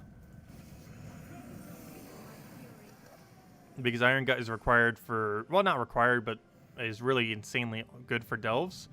And Ferrish Ra is used for soul farming. Those are the only two technically required for progression.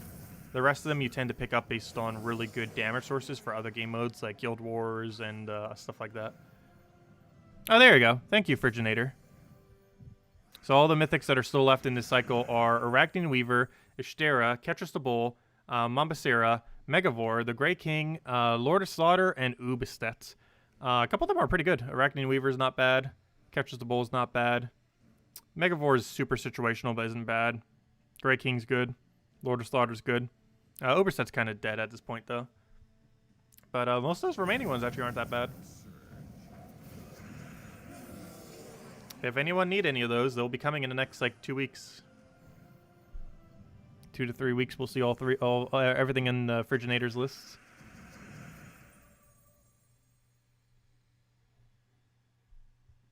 Yeah, I believe one cycle has to go by before they get added to the list. So you're right, those 3 might not be in this current cycle. Because I believe a mythic has to come out prior to the cycle for it to count in the cycle. So for example, the mythic we're getting next month's Friday will probably make it in time to be considered in the cycle immediately. So we could have the event and literally the following week have it as a mythic. It would be very unlikely, but I think it might be possible where it falls. Because with how many are left, that's at least 2 weeks. So doesn't that move it to the Monday after? No. Oh, I don't know. That'd be weird. Okay, never mind. It might cycle all the way to a very later time. But yeah, I believe a mythic does not go into the drop table for the Soul Forge until after the cycle has finished that it was released on. So for example, if it gets released on the current cycle of the 17th mythic cycle, it would count towards the 18th. However, if it cycles over to the 18th, even if it has only been in the 18th for a single day, I don't believe it comes in around until the 19th cycle. I believe that is how it works, unless they've changed it. But they might have changed it so it doesn't take too long for a newer mythic to come out. Because otherwise it could take literal months upon months before it comes out. Also, we got a second thing. Also, thank you, Isabel, for doing a task in the guild. Which reminds me, how much gold have we done this week? We have done an okay amount. Actually, we're both at 1.7. We could do a little more. We'll do a little bit more next week, I think. But then again, depends how many we have by the end of this weekend. We have a lot of gold by the end of it all. Okay, let me go update my number. I still haven't updated our pity key number. We are at 2. Come on, one more Vol key and we'll hand out a code. At this point, even if we get another pity key, whichever one of those reaches 3, As soon as we see a 3 down there, we will hand out a pity key. I mean, we'll hand out a, I almost said Vol key. We'll hand out a redeem code when, which has a gem key in it, when we hit a 3 on either of those two values. You're trying for 10 million this week? Nice. Wait, what game mode are you doing that you're going for 10 million? Unless you mean you're trying to get your number to 10 million. Or donated 10 million, I mean.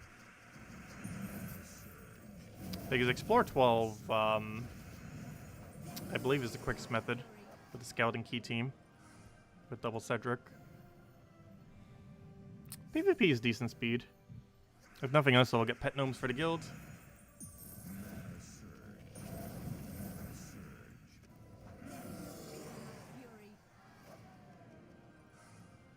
Well, thank you for that. That's a lot of gold. Every little bit helps.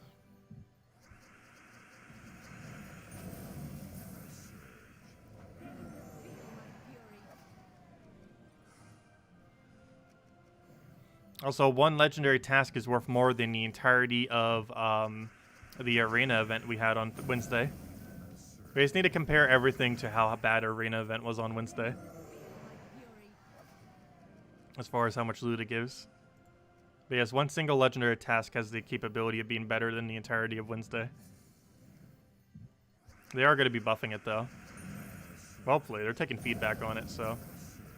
Hopefully they took the feedback and we'll do something positive for it that will actually make it worth doing. Otherwise, we're barely going to touch it the weekend when it comes around again.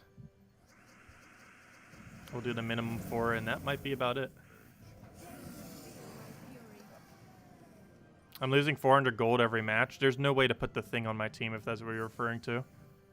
There's literally no way to put the 400 gold troop onto my team. That would make this team go quicker, or the same speed. Removing any troop from this team makes it go slower. You need Phoenicia to kill, you need Leprechaun to get your mana, you need Mirage Queen to get your mana, and you need the other thing for extra turn chance.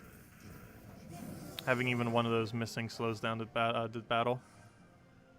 It's not worth it for the 400 gold.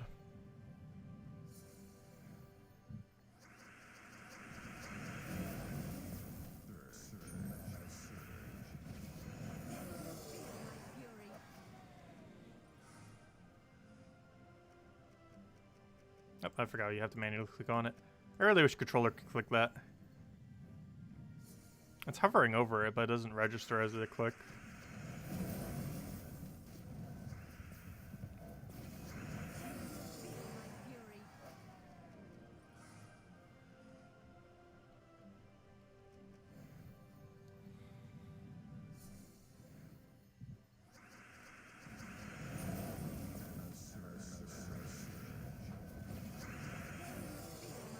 We're doing Broken Spire. Golvania would work, though, on Explore 5, too.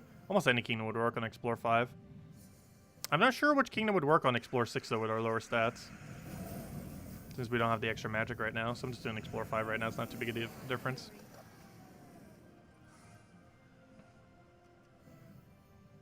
And on Explore 6, if you have too few reds, you will eventually not one-shot, even with higher damage, when you get really bad boards.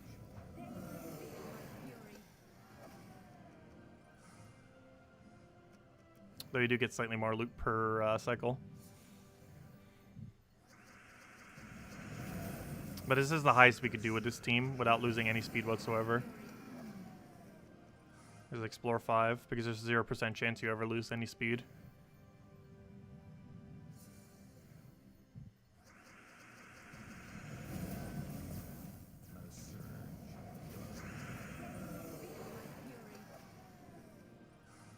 Which is also really good for farming class XP, or hero XP.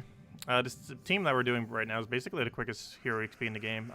Rowan team would be slightly better for that, because it gets up a bit quicker than Phoenicia. But for doing how high we're doing, it's the best that we could do. And we are getting 2 trophies every single time, so maybe we can get our guild back on the leaderboard. We're actually dipped a little. We were holding top 25 for so long, but we are now 26. Not sure if we'll be able to close that gap. We'd have to play a lot to do so. Make an incentive for our guild. Give like the top 3 highest trophy earners in my guild like a bunch or something. Have like a trophy competition. Because we have enough gifts that we could just do a little competition. Have like a 3-2-1 gifts for it. which costs us 6 of our thingies. What was I going for? I was checking, yeah, where's our guild at? Let's go to guild. Let's go to league. Oh no, we dropped to 27! No, we're dropping even further. It's like a 10,000 difference, or actually a 13,000 difference to get back to 25. We're dipping. We're not grinding as many trophies lately. How many trophies do I have right now this week? We're sitting on about 2,000 trophies. But yeah, some people just gain so many trophies in the current state of the game. Because now you can farm trophies like they're nothing. Trophies used to be so much harder to obtain in the past. Now you're just showered with them. Because they're so useless that they figured, why not?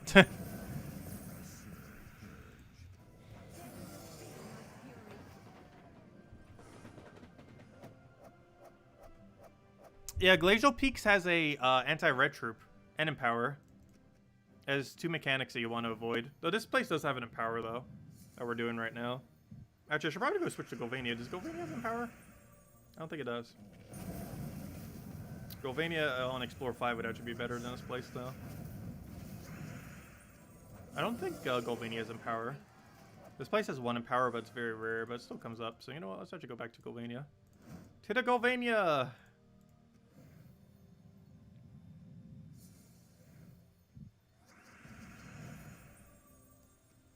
Yeah, meddling Phoenicia allows her to kill quite a bit further consistently. Because that's a consistent 12 additional damage for her. So why is my controller not working all of a sudden? Hello? There it goes. That was weird.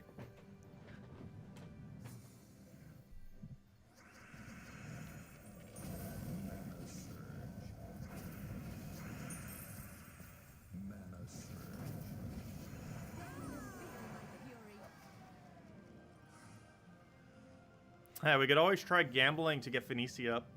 It takes so many medals, though.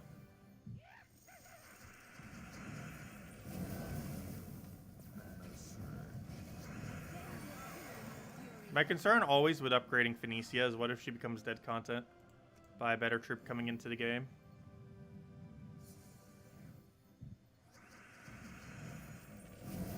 But she's pretty enticing to upgrade in the current state of the game.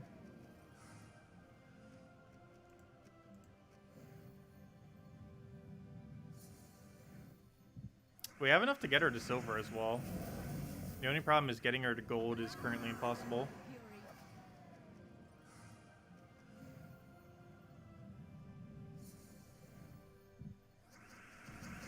No, you don't need hero class on this team. We're just using the red yellow storm instead. But Sunspear works too. You'd use one or the other. You can use any red storm hero class, ideally Sunspear. Or you can use Storm Whistle, or whatever his name is. The Tink Steam Whistle. Wait, did that really not kill?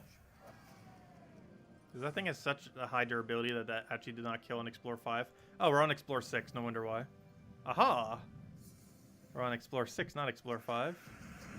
I go lower to Explore 5 then.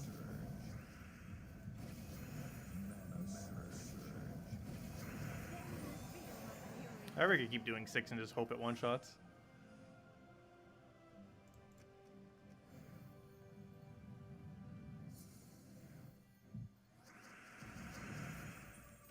Yeah, I'm still hesitant to let him upgrade anything.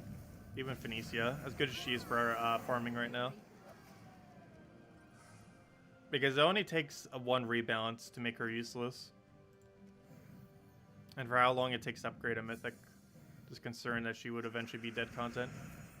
Because it's very easy that she becomes dead content. The second a better full AoE goes and gets added to the game, she's useless. Her traits are like abysmal. The whole reason she's used is her really strong ability. But it only takes 1 thing being added to the game to make that ability very useless.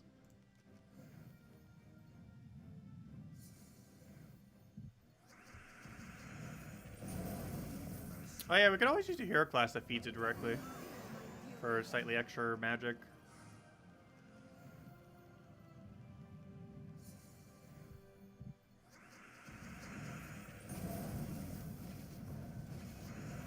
It'd make our extra turn chance slightly lower, but it's almost about the same. Red Yellow Storm is slightly better. We've tested enough that I can confirm that red yellow storm is better than just red storm. Or red storm's good enough that it's still fine.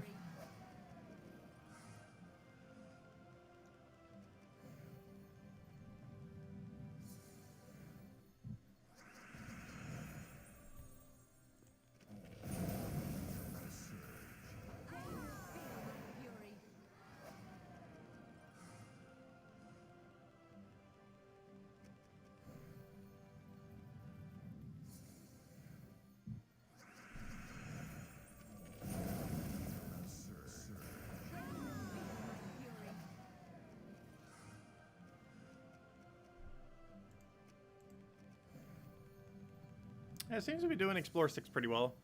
It is luck based if we can get a kill though. Without that little bit of extra damage.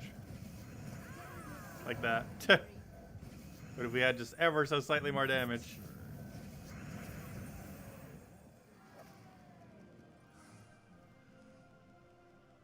And that slows it down so much.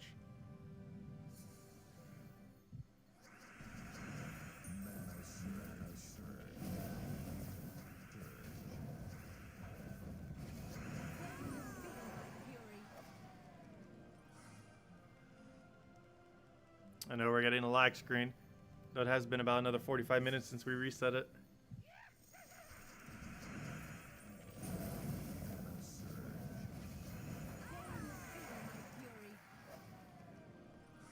Come on, where's that last vault key? We should almost have the pity key though at this point, the third pity key.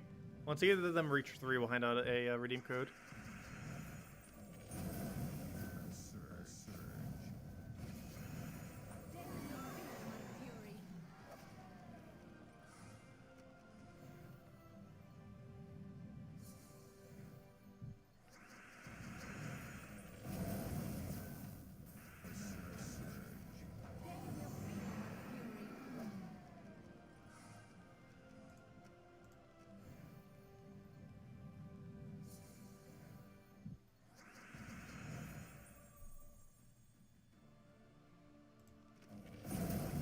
Well, when they do rebalance, I don't think they're going to nerf Phoenicia.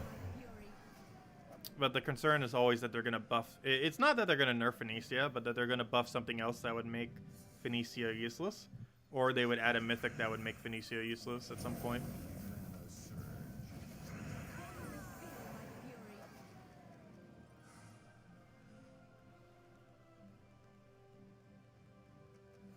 We need to go restart the game. Gosh, that lag is strong. Once we finish through the cycle. Also, it might be redeem code time too. We just got another gnome. You dropped gems, but I think we have our pity key by now. Or very soon anyways.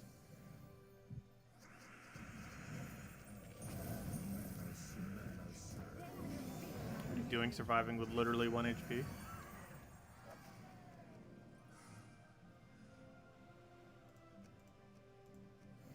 Yeah, that Sun Spear buff was funny. They have buff nerfed a lot of stuff in the past. I have no clue how they butchered that so hard.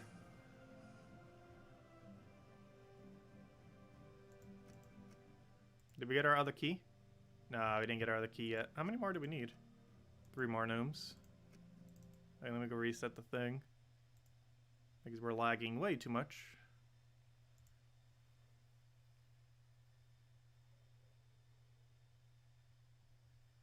Devs don't play the game nowadays. It definitely feels like that sometimes. That's not where I wanted. Back to Golvania.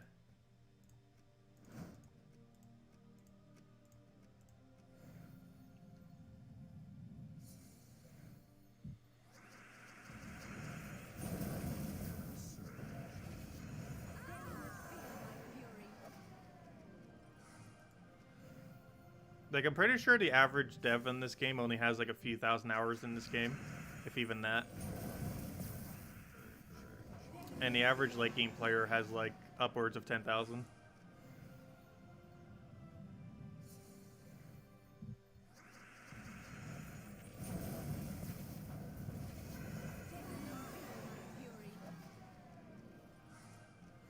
Also, I checked the data. It looks like we played for about 2,000 to 3,000 hours this year. by the time the end of the year hits. I forgot what the exact number was.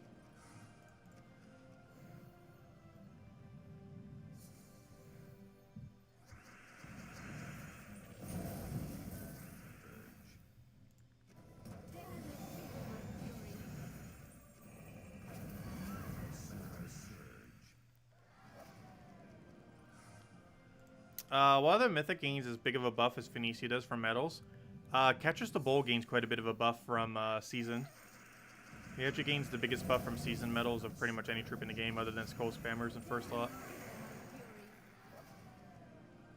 30,000 gold from a normal gnome, nice.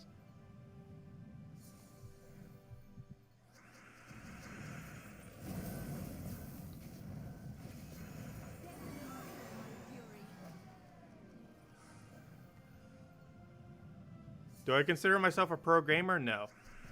I'm not competitively pro in any game. I'm above average in basically every game I ever play, but I'm not competitively professional in any game.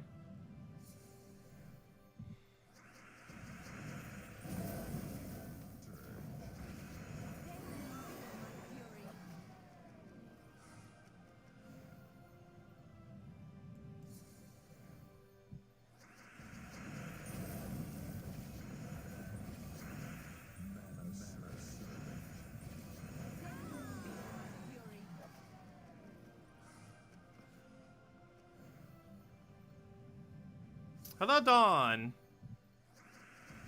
How you been? What banner are you using? I've been doing pretty good. Banner we're currently using is a +2 yellow, +1 green, -1. I have no clue what the minus is actually, but I'll go show in a second. We'll see it as soon as we get into this battle. It's a +2 yellow, +1 green, -1 blue is what we're using. The reason for this is we want to have a +2 into red or yellow. Then we want to have a +1 into green because the other +1 is off a leprechaun, so that makes a +2.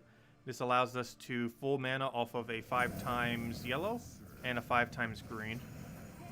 It's the same premise of running +2 blue, +1 green on Rowan. It makes it so if you 4x or 5x on Rowan on green or blue, that it will give full mana. In the case of Phoenicia, it only works on a 5x green and a 5x whatever the other color you choose, which is either red or yellow. I just choose yellow.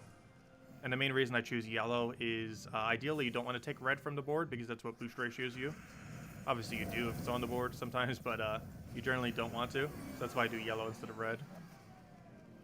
Because she needs the red for boost ratio.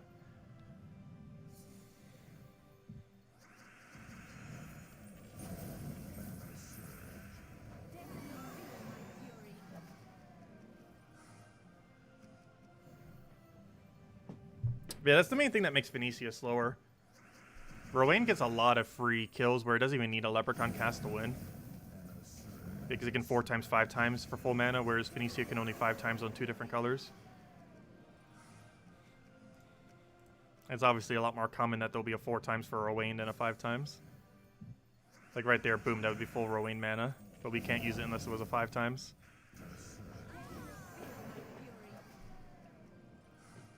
Which does make Phoenicia team slower, obviously. But it's not much slower.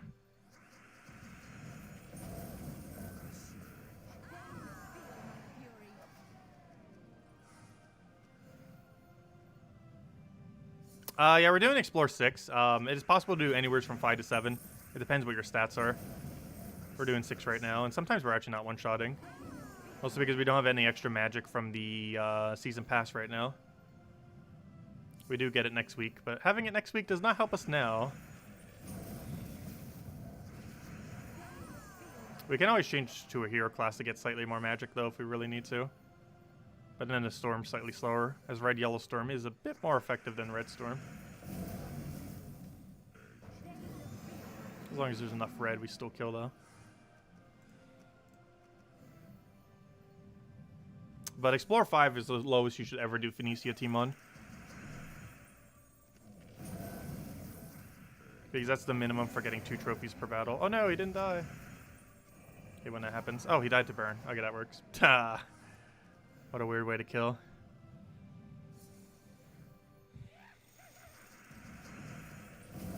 Also, we're almost at that pity key. Which which means we'll hand out a redeem code. Hey, 10 diamonds. That's the exact same amount of diamonds we got during the entirety of the arena events. Hey, we just got our pity key. It's redeem code time. I said once we hit our third key.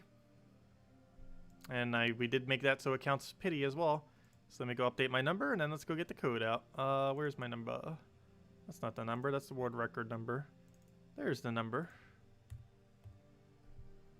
Okay, let me go and get the thing. One moment. I am looking for the code, which is hiding very well. Code. Wasn't that one, wasn't that one, wasn't that one. That one we handed out last night should be this one. This one was the one, right? Let me just double check. This should have been the one we handed out earlier. Loading. Redeem code page. Put that there. That we already knew. Check this one. And oops, hope if I actually copy the right one. And that one should work if I could actually type it correctly. There we go. Okay, here it goes. Go. Here's the redeem code. Use it on gemsofwar.com with the game code section. Right. Wait, come on, go. There it goes. Use it on gemsofwar.com with the game code section, or simply click that link in a new tab.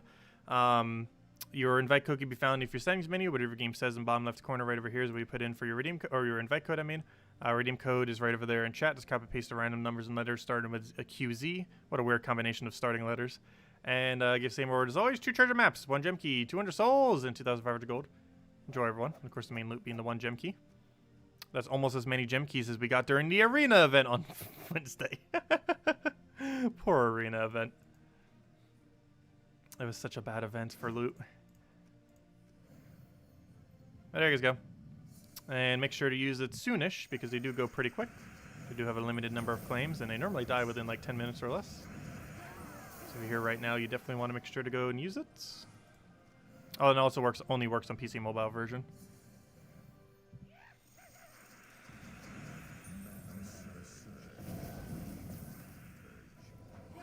Come on, Epic Volkey. No, well, at least he gave a second highest Chaos Shard drop. His highest is 100. It's very, very low. The 50 is semi-rare, but his 100 is super rare. So we have gotten it, I think, twice. And yep, no problem, everyone. And hello, Clarence. Welcome. Yes, and as Virginator said, definitely feel free to leave a like on the stream. Helps out a lot. And we're almost at 30. Let's see, move that over.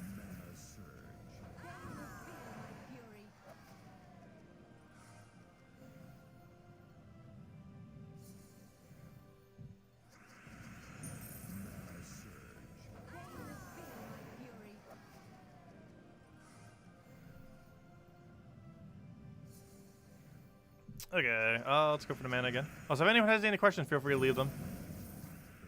During Vault events, it's the absolute easiest for us to get around to question answering. So if you guys have any, now would be a great time, or anytime you see us streaming this weekend, since Vault events are pretty chill. No new content to go over, so we're pretty much just grinding the whole time.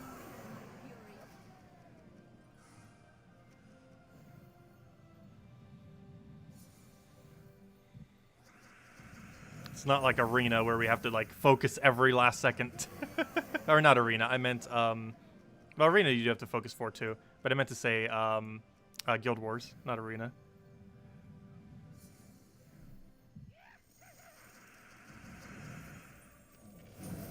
Yeah, I always like to go through the whole spill, just in case there's new players here. I say it so quickly that I'm not sure if it's even that helpful.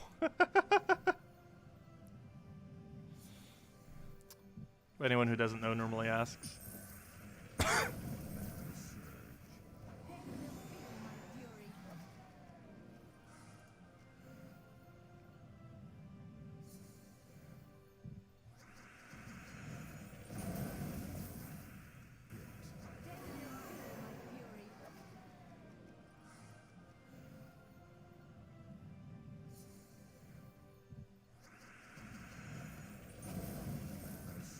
Yep, I misclicked that.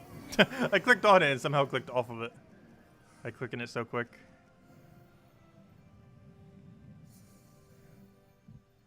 And we'll have another redeem code for our nightly stream as well. We do that in about 7 hours. I'll still keep going for a little bit right now. Gotta get that grinding. I still want to find that epic Vault Key this weekend too. How successful we'll be at it will be questionable. But we still need to find it.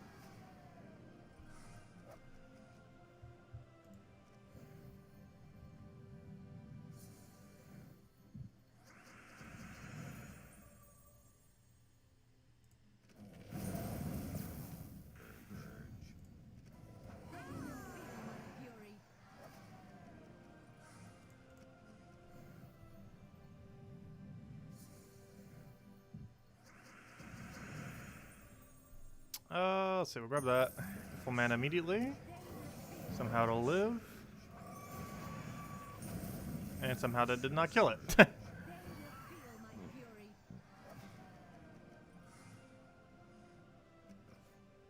guess we technically could have seen that ahead of time because it explodes all green. So if there wasn't 5 skulls next to the green. There was 5 skulls on the board, but not all next to green.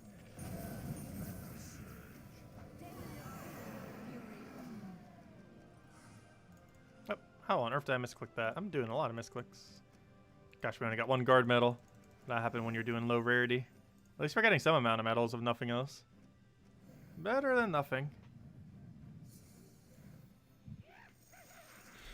You just opened 100 Vault Keys? How many Heart of Rages did you get? Did you get it maxed yet? Also, did you get any Vault Keys or epic Vault Keys in your drops?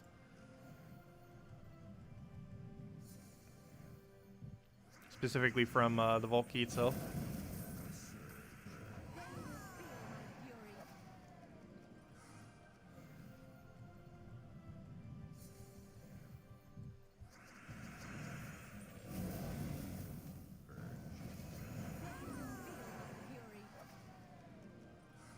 Yeah, we need to go open some more Vault Keys.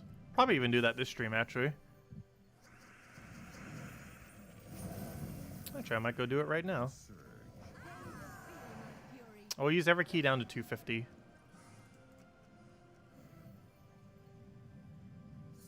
Oh, just collected over weeks. Oh, okay. But yeah, I might be throwing a lot of keys today. Or not today, but in general this weekend. Spread out throughout the weekend, but let me go throw some right now. Let's see, how many are we at right now? Yeah, let's go open 5 Vault Keys. Let's see what we get. Hard difficulty. We switched to Rowan Quick Kill. I'll keep it on Magic. You can run it with Magic or Armor. They work about the same. Magic's technically better if you can get the weapon cast off.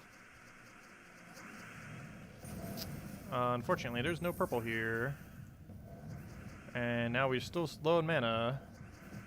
And now we don't have alignment. How many more things want to go wrong? I'm just going to have to go for it.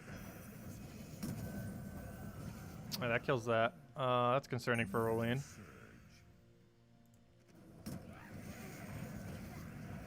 That is very concerning for Rowan. That should be fine. A little bit of a weird battle. Been having a lot of weird battles with it today. Nope, nothing too good. We got a gold drop from him. Other than that, we got a gem key and some gems. Nothing too good. Let's go again. Keep going till we're down to 250. Let's open another 4 right now.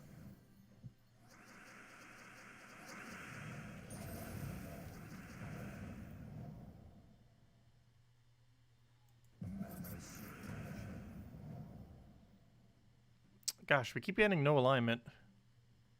I don't even have a way to get full mana off the Rowan right now. I'm still going for it though. Oh gosh, him hitting that extra turn was very unfortunate. Oh gosh, it just hit right into Rowan too. This is really bad, actually. Shouldn't have done it yet. Go for a mana accumulation here. So many skulls on the board that actually kills them. What a weird battle. We're getting some really weird battles with this today. And then we have to carry with the other thing. Oh yeah, we might actually get almost locked out because of the other thing right there. I forgot because we need a big burst at him. Oh, he didn't go for cast. Perfect. Very good for us. What a weird battle. Came through though. We got a mech gnome. I don't need a mech gnome. Or not anymore anyways. Don't give us a useless mech gnome. Okay, let's go for 3 more. Oh, so hello, Devil. Welcome. Hello, Chris Border. Wait, did I say hello to Chris Border already? Can't remember. Good. We finally have alignment. Now that's exactly what we want. This is what it ideally does. It does that, then you do that, and then you win. Oh, a little bit short this time though. I guess we did his second follow-up skull. Oh, or agiled. Or it got agiled. I need a little bit more mana.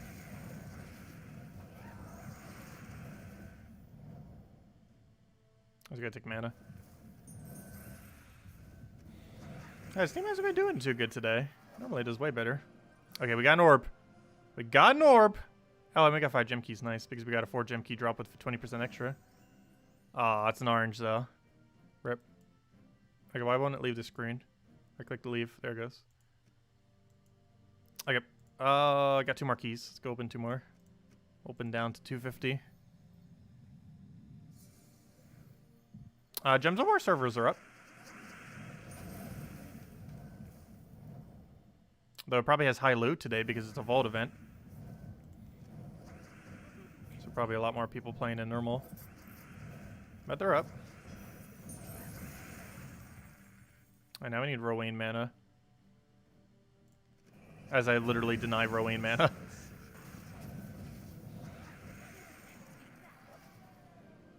Come on. We already have Damon Gnome. No. We didn't get any good drops. Well, we still have 1 more key, right? Yes. Okay, let's open 1 more key. We've been getting really average drops today on vault keys. We opened 7 keys. All of them have been pretty lackluster. They've still been better than Arena event, but we haven't been getting anything too good. Actually gonna go for that first, so you guys have alignment already. Then we go for that, and that wipes. See, that's what the team's supposed to do. We just got a Valraven. Gosh, we're not getting anything good today from vault keys. I still got our other 3 pity keys. We'll keep them there though. It's a really easy way to keep track without having to add everything up. How many vault keys we've gotten, or how many pity keys we gotten, I mean. Okay, let's go switch back to our other troop.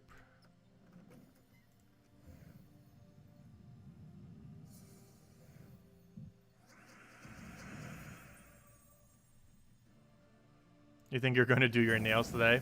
I finally clipped some of my nails the other day.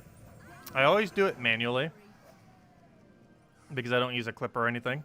And it was really annoying because my nails weren't long enough to do the other nails. So I wasn't able to do it for so long. Like, they got absolutely gigantic. The toenails. Because your fingernails need to be strong enough to take the other nails. I've actually been doing that for like 4 years now. I haven't used a clipper in like ages. Which probably even been longer than that, actually. That should be closer to a decade.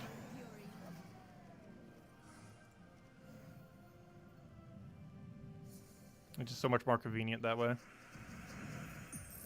You can only do it when your 1 set of nails is long enough to do the other set of nails.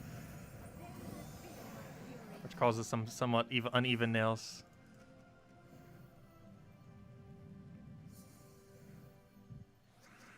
Let's see, we'll throw that down.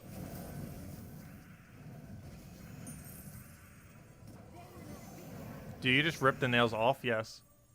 Well, not the whole nail, but you know, you clip it with your nails. You use your nails to clip your nails. Been doing that for ages.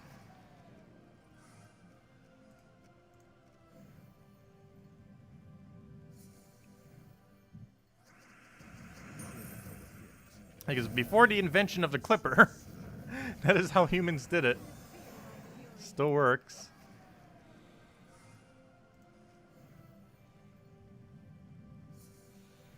Let's see. Throw that down. It's pretty easy to get even nails that way too. Once you get used to doing it, you can actually get pretty consistent with it.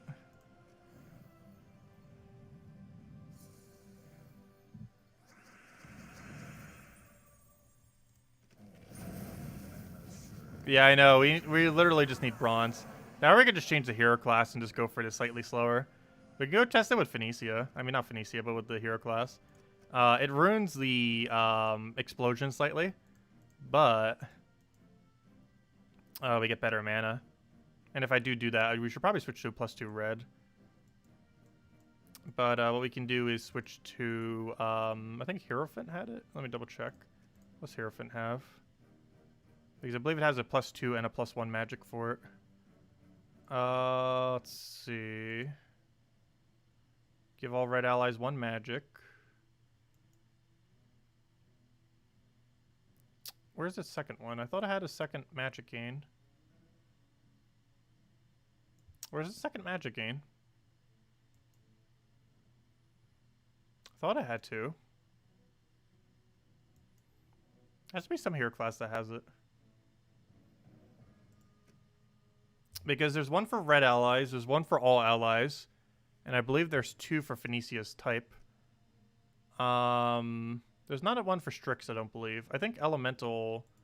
Well, Elemental has that 1 whenever you cast, you gain a magic. I'm not sure if any of them have Red Storm and have that, though.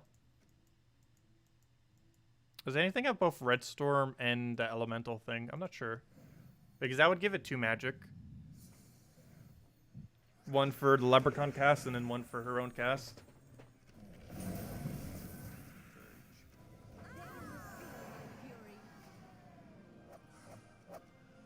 Oh, it's off the pet? Interesting. I didn't think of that.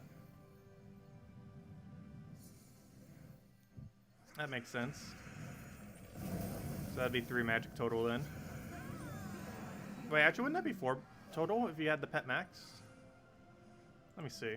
What does it look like with Hierophant?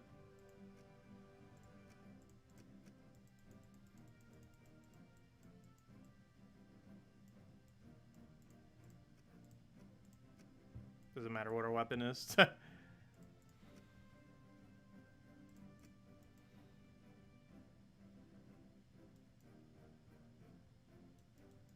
Oh yeah, it's 4 magic. Interesting. I guess we could do that then.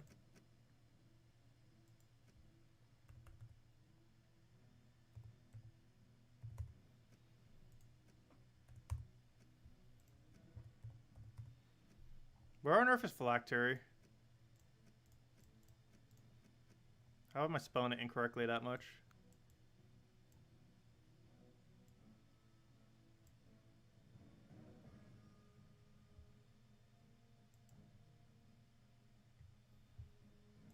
We're gonna boost our resources. We're gonna go slower. We're getting free souls. Let's see.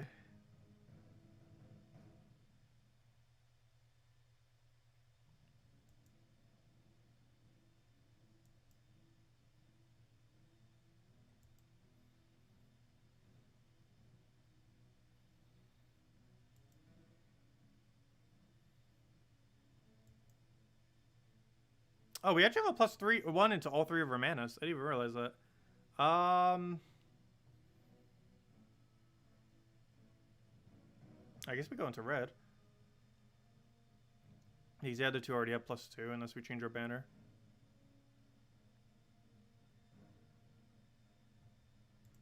Alright, let's see how this goes. I don't think we can change anything else.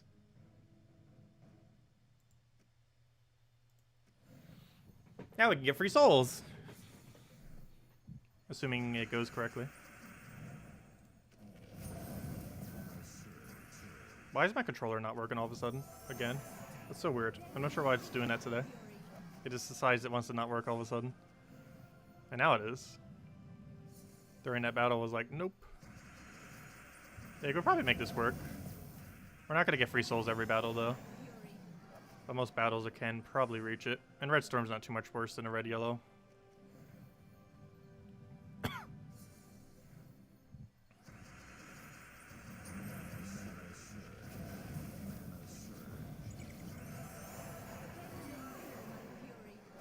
And now we get like 100 free souls per battle, gosh. That adds up. Yeah, let's run it this way. It might be slightly slower, but that's a lot of extra loot. It allows us to consistently take out Explore 3. Because now we have 6 additional damage for Phoenicia. Or sorry, 8 additional damage. Right, where did I get the 6 number from earlier? Well, you get 6 from the pet. You get the extra 1 from the trait. Yeah, it's 8 total. I was forgetting about the trait one. But I knew it had a trait. I just thought it had 2 traits that did it. Apparently it only has 1. Dark Storm normally doesn't get in the way because you only need your Storm for turn 1. And he doesn't trigger his Storm until his turn 1. He doesn't do it at start of battle. He doesn't do it at start of battle. He does that start of turn. So his Storm normally isn't a threat because you cast your Leprechaun before he ever did his Storm. So you get the effect of your Storm for the explosion before he ever triggers. If he did it at start of battle, then he'd be a threat. But he does it at the start of his turn, not the start of battle, which is a big difference. Because that means we still have whatever Storm we have active for the start of battle when we cast Leprechaun, which is the main Storm that matters.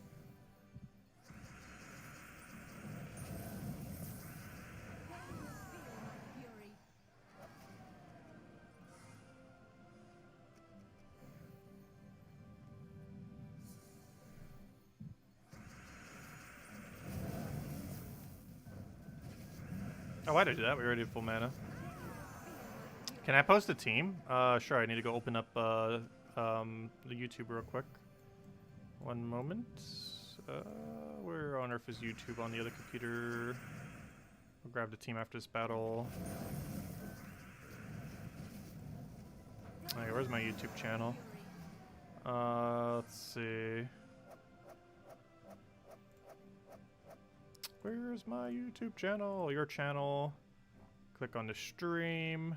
Saying that we're live. Oh, they changed the live button as well, I noticed. On that one screen. Then we'll go leave a like on our own stream. Oh no, we have a dislike. And then we'll go and, what do we do? Where's my thingy? Oh yeah, I'm in a battle. Let me go grab that. Let me go get my code thingy. Oh, yeah, here's the exact team we're using. With all the exact perks. Right here. I'll go name it our farming team. I'll go pin it as well. Explore 6 team. There you guys go. Oh, that's not a paste button. That's also not a paste button. There we go. And then we pin it. And I'll be pinned for the rest of the stream. Should probably pin it for every stream this weekend. Right before the stream even starts. For anyone who asks. Yeah, that's the team we're using for the entirety of the Vault event, if you're curious. Or, yeah, the Vault event. I thought I said Arena event for a second. But yeah, that's what we're using for the entire Vault event.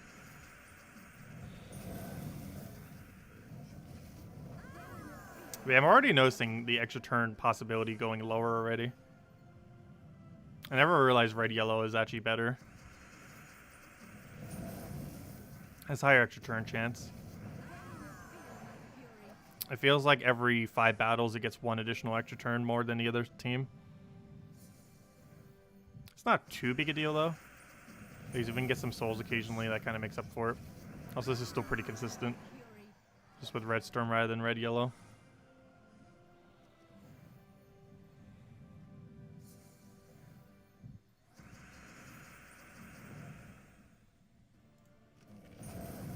Yeah, they supposedly buffed Vault keys by 4 times. Oh yeah, this one still says Explore 5, doesn't it? Well, at the time that this team was made, about a year ago, it was only able to kill up to Explore 5, but Magic has gone higher, so it can do Explore 6 now. Magic has gone higher in the game since then.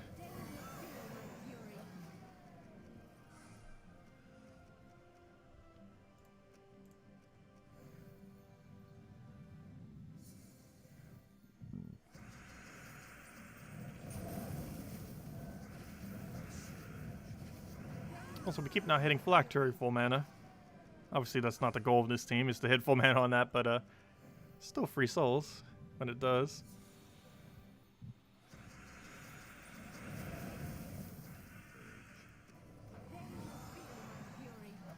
Problem is you're trying to fill 14 mana, so it's very rarely going to hit full unless you cascade it.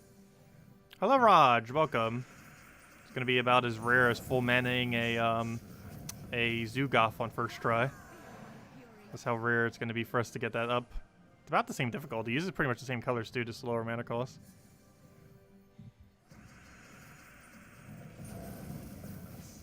One off, really?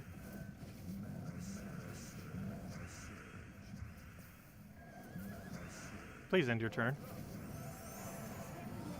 Also, how are you not dead? Oh, because you casted, didn't you? I think he has a life gain or something on his cast. A lot of things in Golvania do, but normally they don't have time to cast. And there's no Empower. So you don't have to worry about that aspect, which can slow down the build. Slows down any team, though. The enemy getting an Empower cast on you, even if it's a useless cast. Yeah, Zoogoth's a really nice troop to have. It's pretty much tied for the hardest troop to obtain in the entire game, though. Him and Enraged Karandera. Also, we got data. Only 270 people even have Enraged Karandera in the game. I was assuming it'd be over 1,000, but apparently it's much lower than that. So a lot of people are probably holding out. It probably would be higher, but a lot of people are probably holding out in case they add a better one in the future. Because for all we know, in 2 seasons from now, they'll add another Doom troop.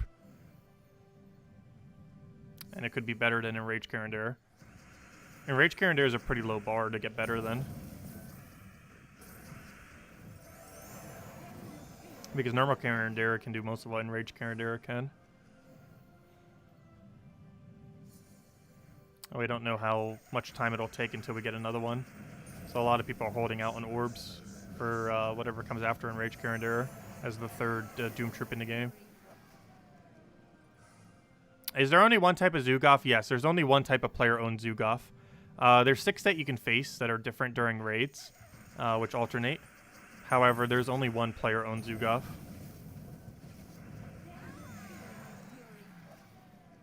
Hey, there's our other Valky. 3-3. Nice. There we go. Good progress. What's the biggest difference between a normal Valky and an epic Valky? They have the same drop table. The epic Valky just drops more of everything. Anywhere from 2 to 5 times more, depending on the loot. On average, it does about 3 times more. Like if you get an orb, it gives you 2 of the orb. If you get the gem amount, I believe it's about 3 times as many gems and stuff like that.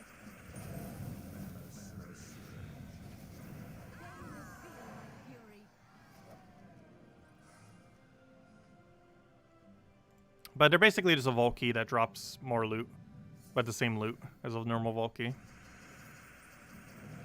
There's also an achievement for using your very first one, which is why we want to try getting one.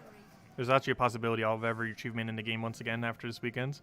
The most time-consuming one being a gold medaling 100 troops, which we're only 8 away from.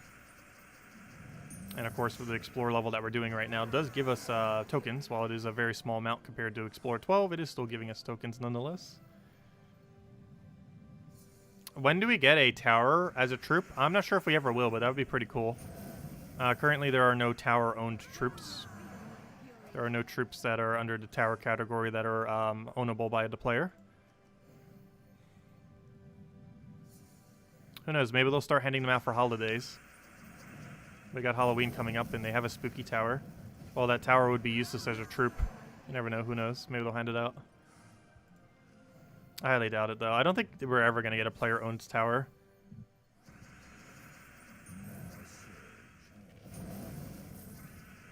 Though that'd be interesting if you could use every kingdom as a troop.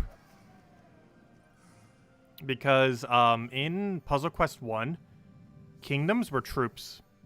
Like, actual physical kingdoms were troops. Or, you know, the equivalent to troops in that game. So they could do that for Gems of War. Make all 34 kingdoms into a troop. I feel like that would be pretty interesting. What you could end up doing with that. Like as far as special effects and synergy with it in its own kingdom and stuff like that. Since it's literally the kingdom itself. I feel like that would have a lot of potential. I'm not sure if they're ever going to implement something like that, though. Because those would count as a tower almost guarantee if they were.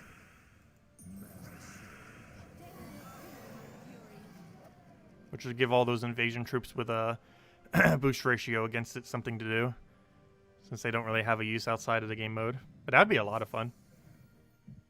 I need to go like suggest that. I'm not sure if anyone has actually suggested something like that to them yet. We need it.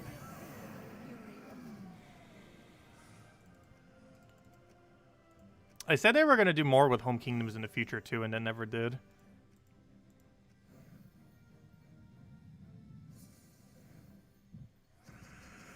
But if they were ever to make towers into troops, I feel like having one per kingdom would work amazingly.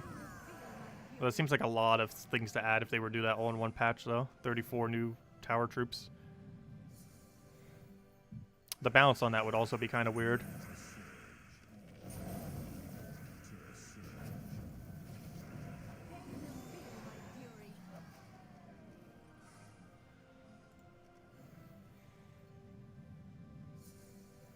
No, they didn't forget treasure maps.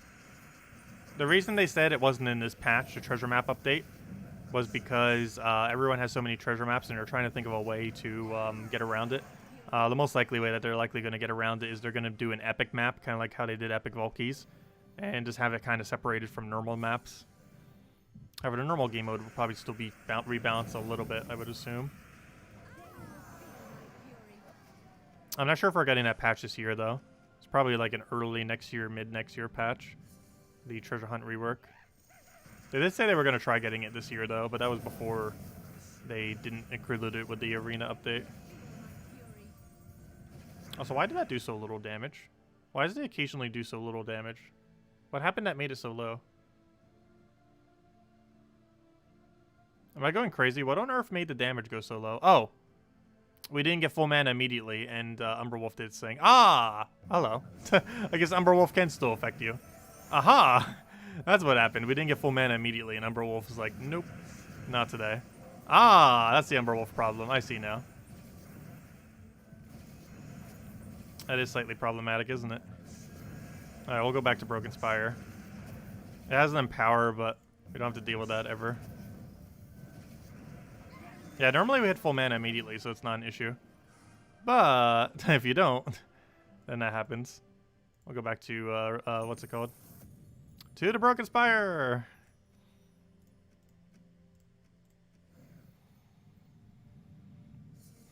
I don't mind treasure maps, but if you don't need gems, or if you don't need, like, direly need gems, they're not that worth it. They're technically the highest gem rate in the entire game, but you get them so many passively later in the game that they become rather pointless to do.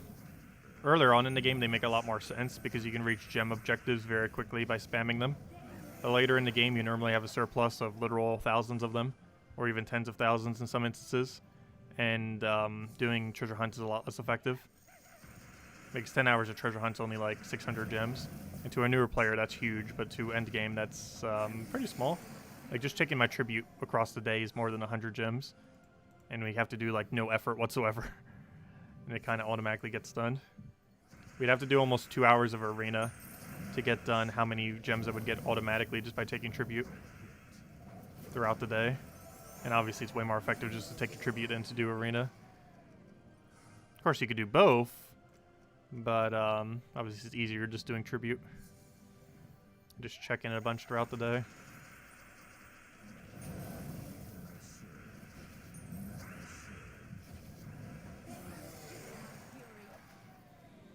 Two diamonds.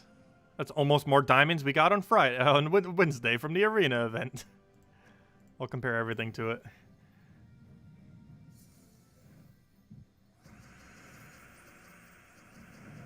Well, they can't make treasure maps much worse. The only thing they could possibly do to treasure maps to make it awful would be they make the gem amount a lot lower in order to put other loot in. If they do that, that's the only way they could possibly nerf treasure hunt, is they remove like half the gems and replace it with better other loot, and then they nerf it completely by doing so. The only exception to that would be if they replace it with like a lot of writs and maps, or you know, deeds. But I highly doubt they would. And compared to how little deeds they added to Arena event, highly doubt they are going to. But I'm curious to see what the Arena rebalance will be. They're almost guaranteed going to rebalance it before next the Halloween event. How so, we don't know. Because they should be able to do that without needing a patch. All they have to do is just change a few numbers around. They probably don't need an official patch for that. Arena got worse. I don't know. It's got different. Not sure it necessarily got worse. It definitely got slower. I like that drafting matters more now. The problem is drafting has been balanced for Arena for like 4 years now. Because that's when they stopped balancing all troops for Arena. Back in the day, they used to actually balance troops with Arena in mind. In the current state of the game, that is very much exceedingly not the case. They haven't rebalanced with Arena in mind for at least 4 years now. Because Arena has been dead for about that long.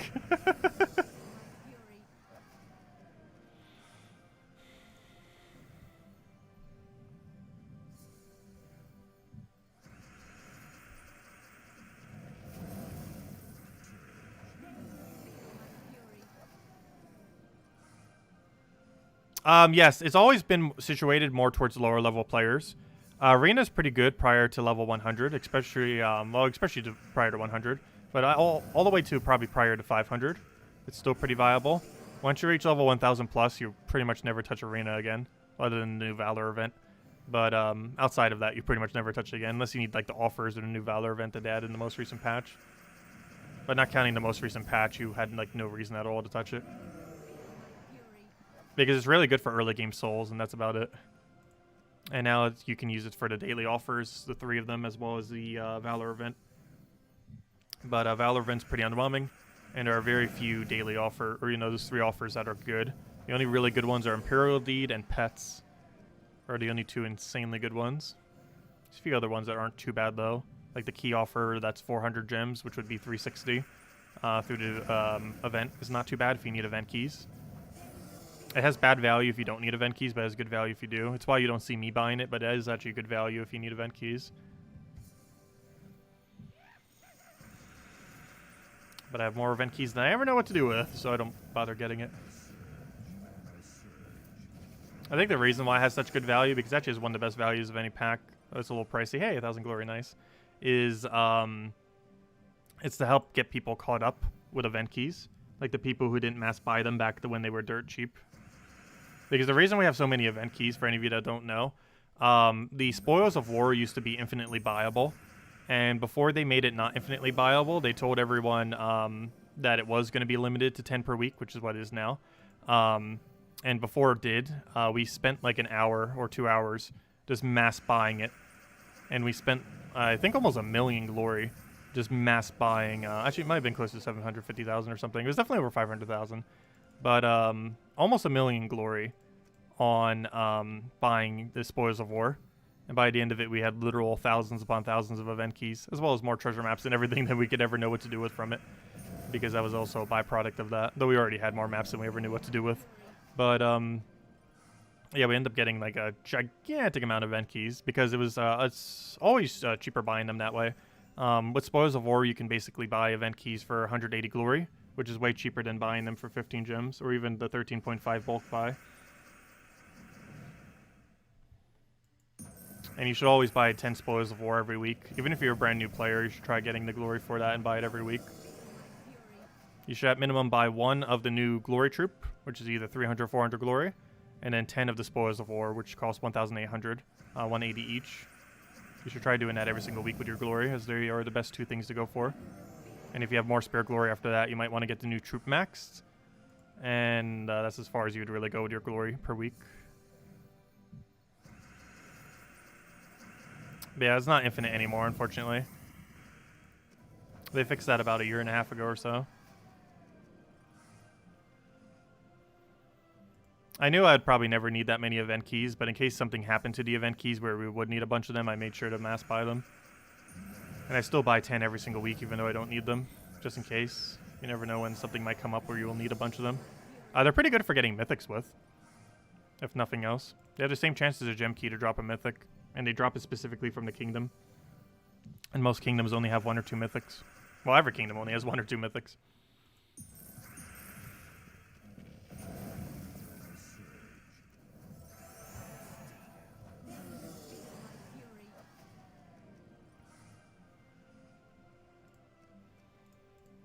Every single time we do that, we get like 123 souls or whatever it was.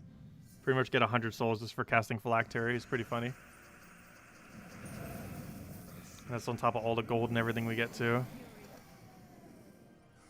That's pretty good overall loot. So where are all those gnomes at? Feels like we're going a little dry right now.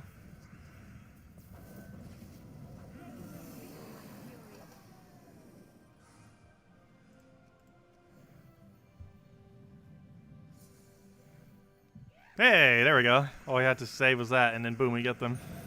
Easy. We lured out the gnome. Let's see, what do we get? Aww. We lured out the wrong gnome, though.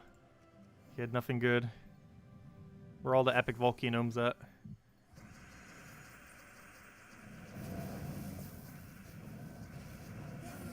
Also, supposedly they buffed the chance of getting epic Volkies. I have not noticed.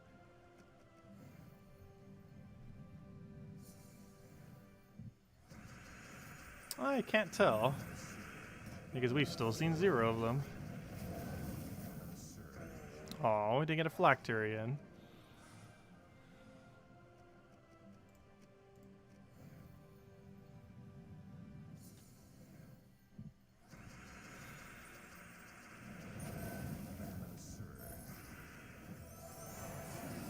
I love how quick that is now.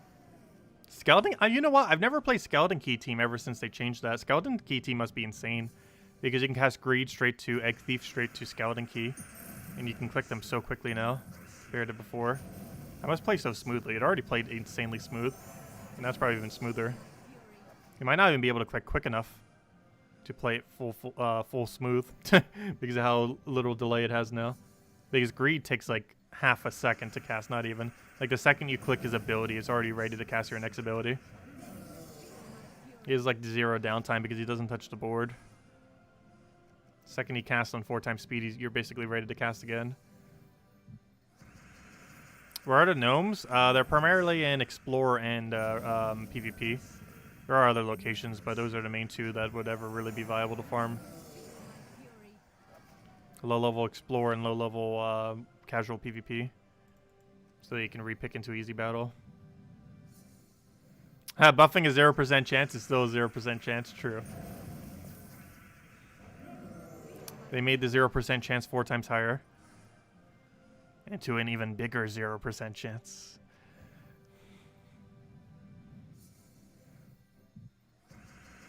How to get the old mythics besides crafting them?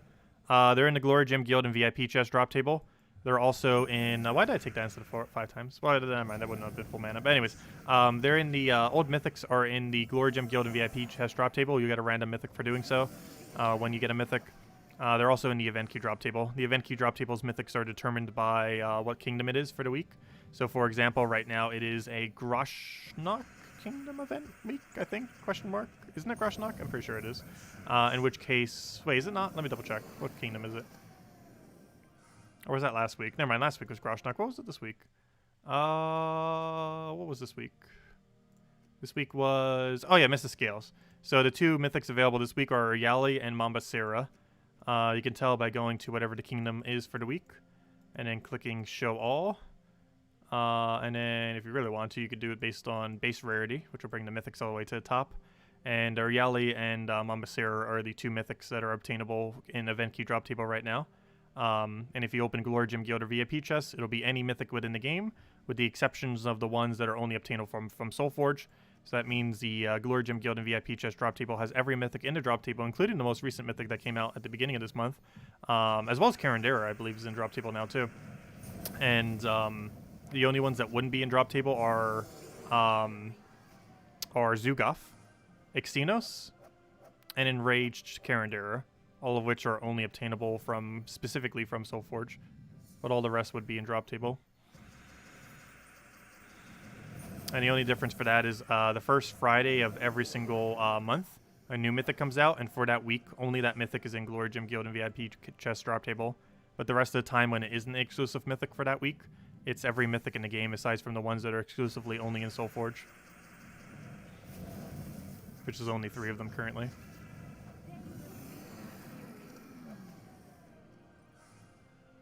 It's easy to tell which ones they are because they're always in Soulforge to be craftable.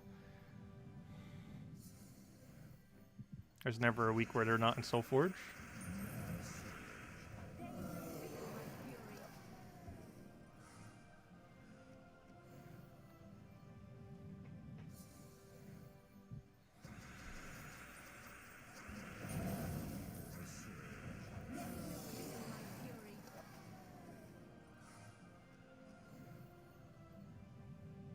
Oh, they're being sarcastic. What's the new upcoming mythic? I'm not sure. I don't think I've checked it. And I normally don't check it until right up until it gets released, normally. Because they've been reworking a lot of them before release. To the point that whatever we go over is sometimes irrelevant. They don't normally try to change it like drastically, but they normally change up some element that makes it either better or worse. 3 event keys. That's more event keys than we got during the entirety of Wednesday. And we did it in half the time. We will diss the arena event every single time. But yeah, the title I don't even think is a lie at this point. I'm pretty sure we've gotten more than 20 times the loot today than the entire of the arena event. And we haven't even done the same amount of a time yet. Also, we haven't even opened up every Volkey we've gotten. I only opened up 7. Oh wait, never mind. I guess that is every Volkey we've gotten. Our Volkey drops have been pretty bad today too, and it's still better than Wednesday. Like, we haven't gotten a single good Volkey drop. Yeah, just our Volkey drops alone is better than the entirety of Wednesday. From the arena event. Yes, you should do vaults on hard. You should do it on the hardest possible difficulty. Difficulty used to not matter for vaults. However, now you should always do it on the hardest difficulty. Assuming you can take the hardest difficulty. So even from early game, you should be able to take it with Mang into Titan. You just build your team around that. And make sure you have barrier every round. So as the perk, which you get at level 40 on Titan.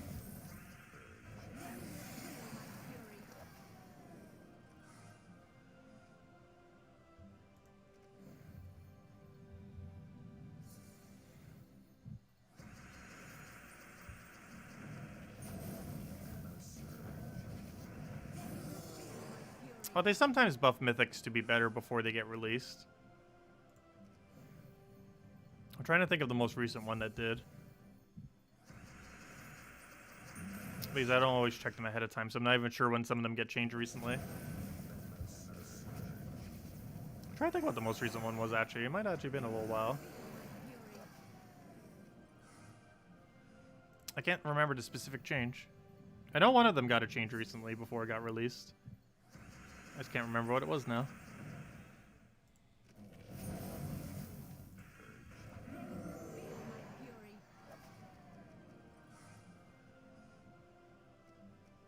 Yeah, most of them were towards nerf, not buff. There was one about 3 or 4 months ago that did get buffed before release. But most of the mythics got nerfed this year before release, not buffed.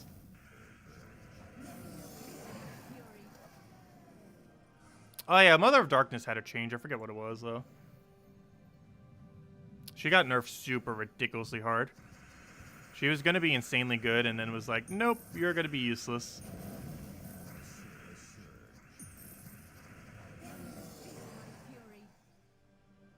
She had potential to be one of the best true damagers in the game with purple synergy. And then she became dead content before release. And we almost forget she even exists now.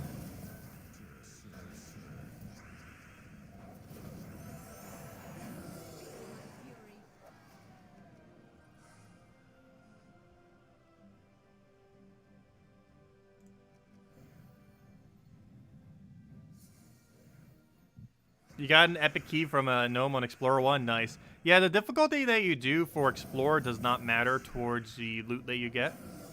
Explore 1 has the same chance of giving you a gnome as Explore 12. The reason why we do low-level Explore during these Vault events is because it matters how many battles you cycle through, not the difficulty that you do it on in regard to Explore. For using the Vault keys themselves, it matters what difficulty you do it on. As far as like Explore and stuff like that, it just matters how many battles you cycle through.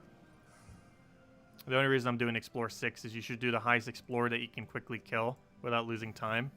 And that just happens to be Explore 6 for us.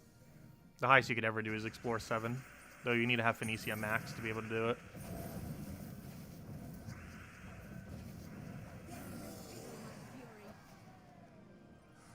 Ah, we got a small Paka. I believe I already have that max. Let me double check just in case. Are you maxed? Pretty sure you are. Yes, you are. Just making sure. What's in our mail? Oh, just our pity keys. How close are we to the next pity key? Oh, yeah, I can't see. I can't see if we're close or not. Also, should I go do this to make sure that the thing is actually counting? I might. Let's go take out the pet, I guess. If nothing else, we get pet food. 2 epic Volkies? Nice. I want my first epic Volky. We haven't gotten it yet. We'll get it eventually. Not today. Hopefully sometime this weekend.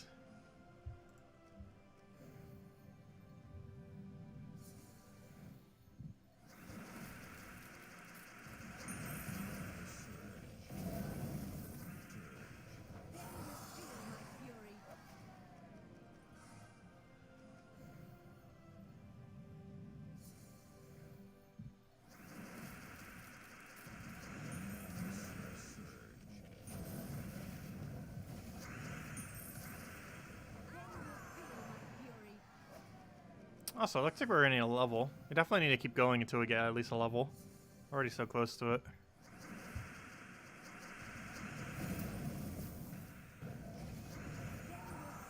I don't think we're going to hit level 1,600 this weekend, but we'll make a lot of progress towards it. We'll probably be level 1,593 by the end of this weekend, or 1,594. Somewhere within that range. Depending on how much of a grind we theoretically could get done this weekend. Though it takes like a few hours per level. So we'd have to grind for a lot. So we'd have to play like 10 hours the next 3 days. Today, tomorrow, the following day. And I don't think I'm playing that much.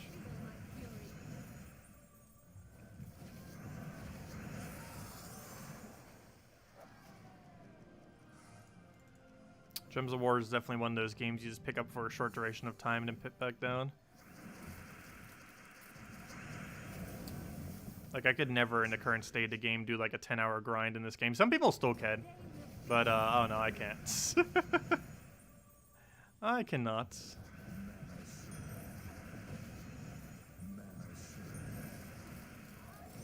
Let's see.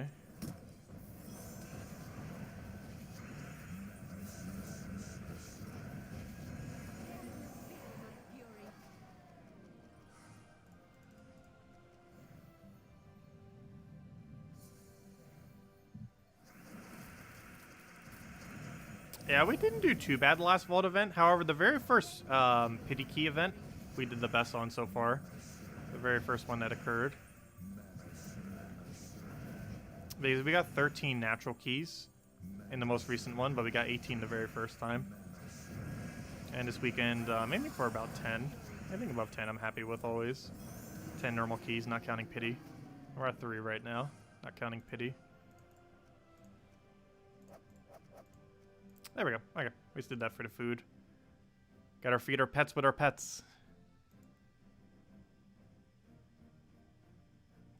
It's not cannibalism if a different pet is eating a pet.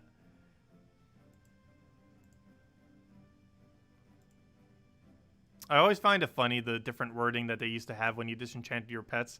Because it made it seem like you were basically making them into pet food. Because you were. The wording's a lot nicer now. I forget exactly what it is, but it's not as bad as it was before. Also, what on earth is this lag right now? I'm just going to X out the game. That's a lot of lag. It's probably the last time the stream will need to restart. Hopefully. No, but you're still calling PETA.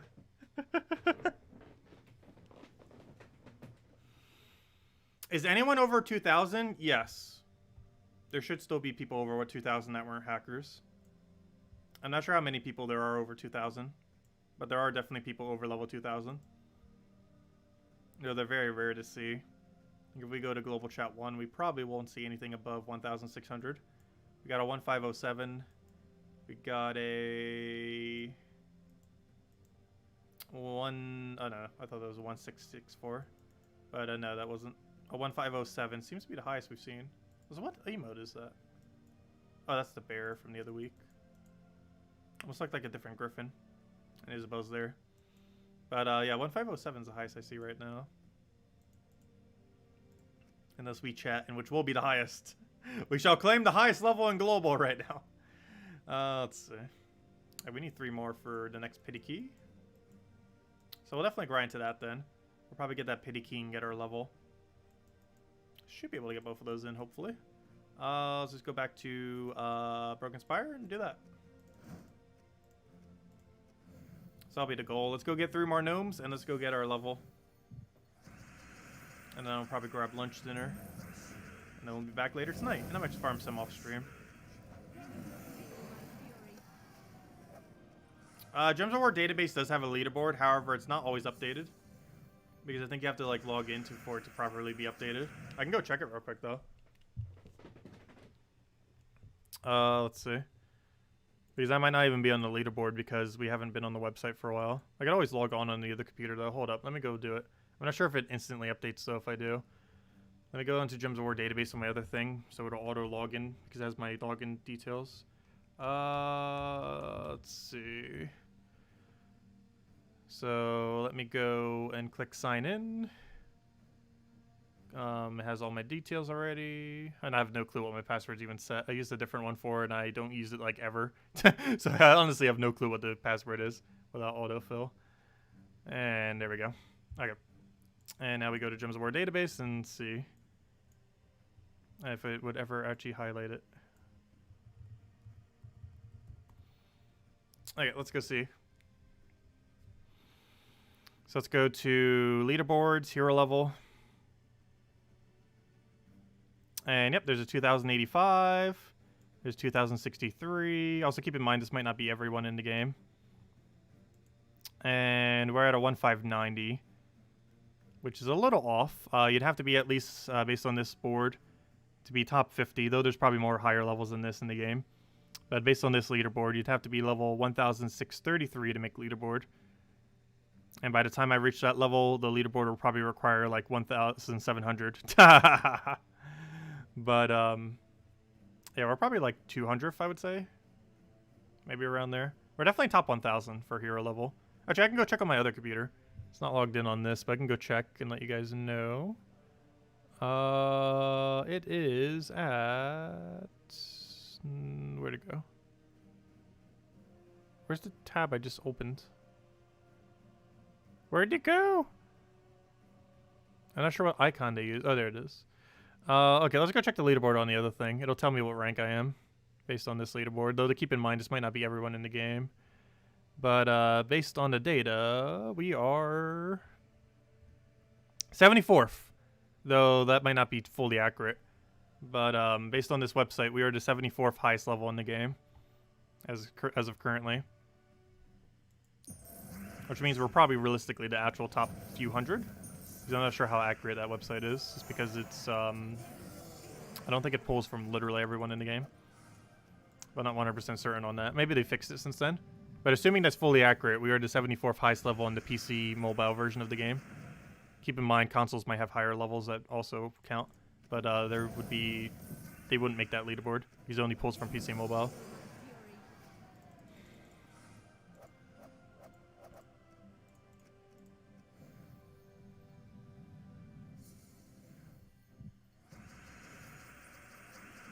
Oh, what am I doing? I'm not using the controller. You like set it down and now I'm not using it. Let's go use it again.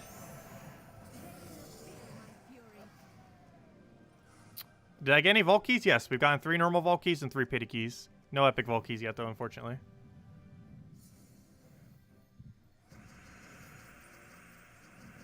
Yeah, if you're above level 2000, you play this game too much.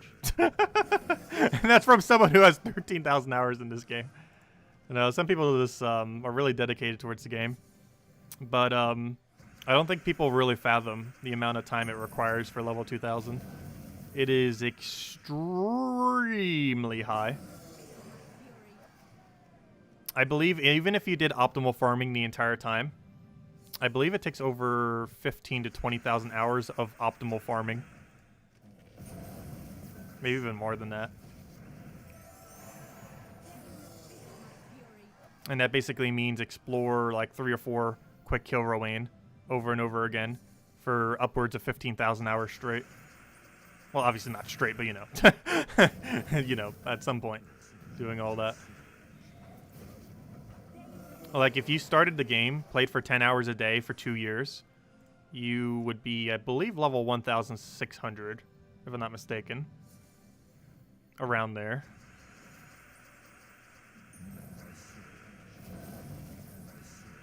Though do keep in mind, there are 2 things that can make that go quicker.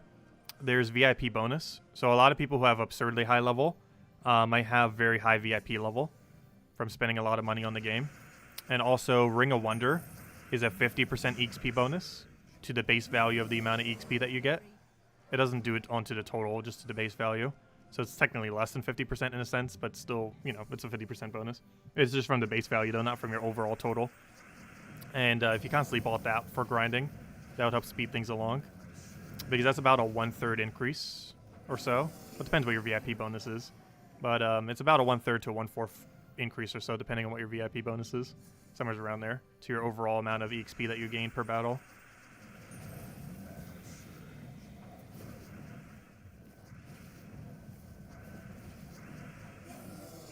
Because EXP gain can actually be pretty strong if you bought like every money-related one. I think you can actually effectively more than double your EXP rate.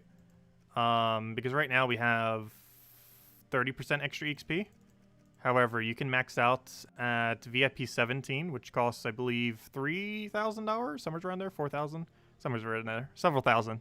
It's a couple thousand. But that gives 100% EXP bonus. And currently we have 30%. And you can also do an additional 50% off of Ring of Wonder, which costs $20 every month, I believe. It's not that worth it. This might be okay for 1 month when you're extremely active in early game to mid game. I actually did it on my Switch account to kind of help us along. But beyond that point, not really that worth it. Unless you just want to throw it down the grind. If you're really dedicated to the grind.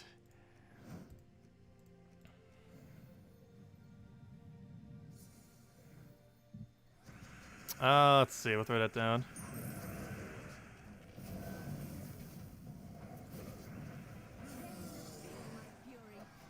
But yeah, Ring of Wonder is 50% to all 3 resources. However, it's mostly used for gold and for EXP farming.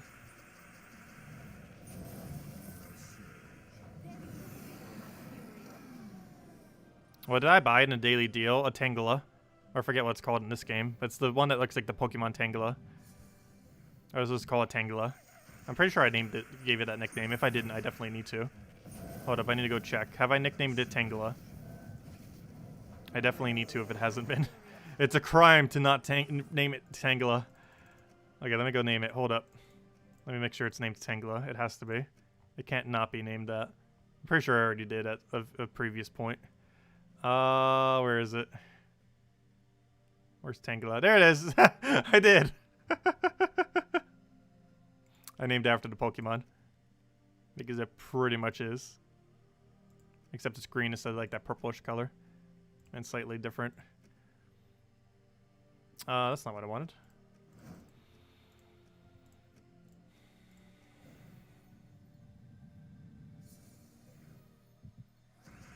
Yeah, I probably misspelled it.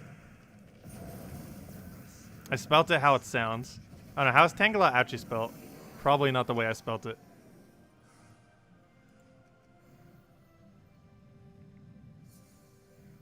Oh, you guys, level 500 Silver Necropolis done. Nice. Did you do it with no potion? Well, you had to have. There's no event for it. So you had to have done it with no potion. Congrats. That was a really dumb question on my part. It's literally impossible to do it with potion effect today. As there is no event for it.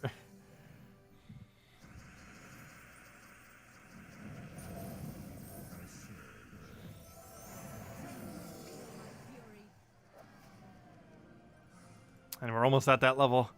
Also, I'm not sure if I got the pity key yet. I do want to keep going until we get that pity key as well. But I'm pretty sure we already got it. I know for sure we've gotten 2 gnomes since then. We needed 3. So we found a 3rd one. We definitely got it. You know you want to give us an epic vault key before we end as well. Epic vault key? No, useless gold. His worst, lowest amount of it too.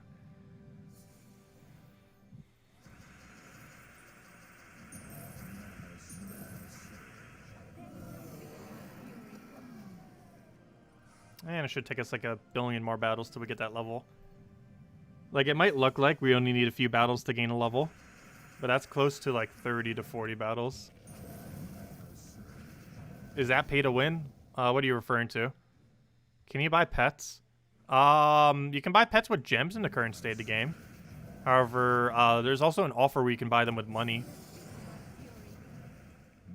However, the amount that you get for the money one isn't really that worth it. It's $2 for 2 pets, which is basically $1 per pet, which is not really that good a value. The only reason you would go for it is if you have 0 copies of the pet and you wanted a copy of it. That's the only time you would go for those money pet offers. I've only gotten it once. I'm not sure if it's random or when it shows up, but I've seen it once in my offer thing. I wouldn't really advise it unless you need a copy of the pet, though. Because if you were to try to max out a pet by buying it, that's way too expensive. Because how many do you need? Like 30-something copies? I forget the number. But I think it's 30 copies or 31. So you'd have to buy it like, what, 15 times or so? That'd be like $30 just to max a pet, which is pretty pricey.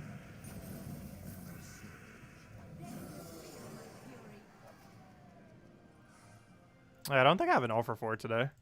I had it the other day, but I don't have one today. I'm not sure what determines when you get one. Oh, we do need to find one more gnome. So we need to find one more gnome and we need to go get a level. Because one more gnome will be our pity key, and one more level will be a level.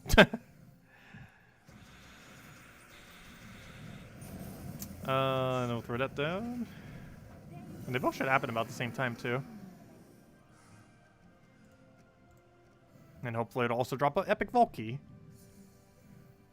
Well, that's hoping for a lot.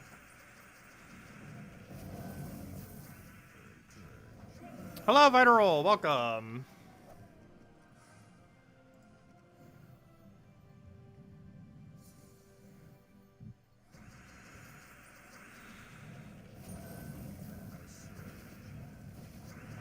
Yeah, the one I had in my pet offer was like one the pirate dog.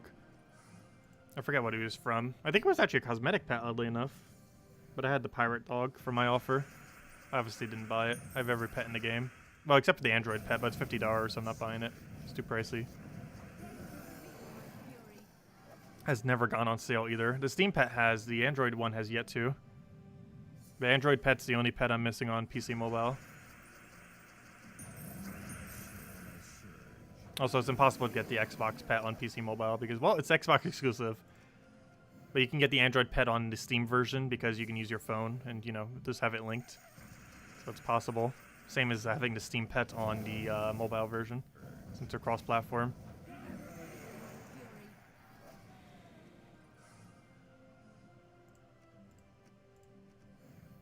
I'll probably get it eventually. It's not high priority, though. Because it's a useless cosmetic pet.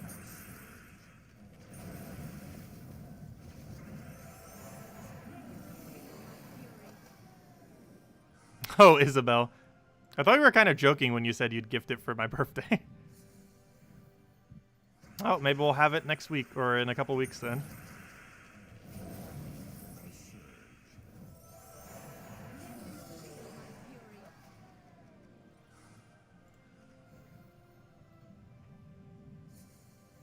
I didn't forget. I just thought you were joking. But it is greatly appreciated if you do.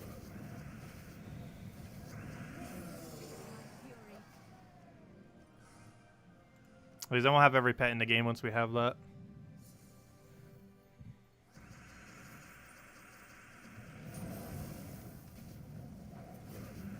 I believe it's every pet in the game. I think the number's still slightly off for whatever weird reason. But that would be every pet that exists at that point. Let's see, what's the pet number right now? Yeah, the pet number's still off by 2. I'm not sure why. One of them might be Xbox pet, and it's just not obtainable. Does PS4 have an exclusive pet too? I know Switch doesn't, unless they added one recently. I'm not sure if PS4 has an exclusive pet or not. Oh no, anyone play PlayStation 4 version? I'm not sure. I know Xbox has one. And I don't think Switch ever got one. I'm not sure why it would show up like that though. But yeah, I know for sure the only pet we're missing is Android. Actually, if we click on owned, it actually shows nothing, because they're technically not required for completion in a sense. There's actually several pets that are not required for completion, at least as far as this thing showing unowned. The pet for having max renown in global chats, all the $50 pets, and I think that's it. There might be one other one I'm forgetting.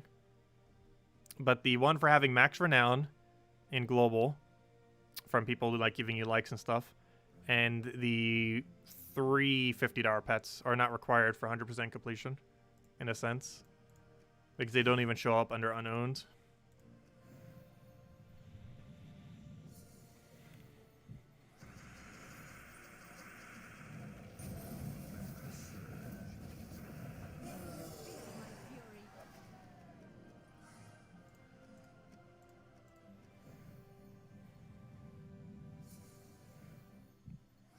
No, the camp... Oh, wait. Yeah, you're right. The campaign pet might be 1 to 3.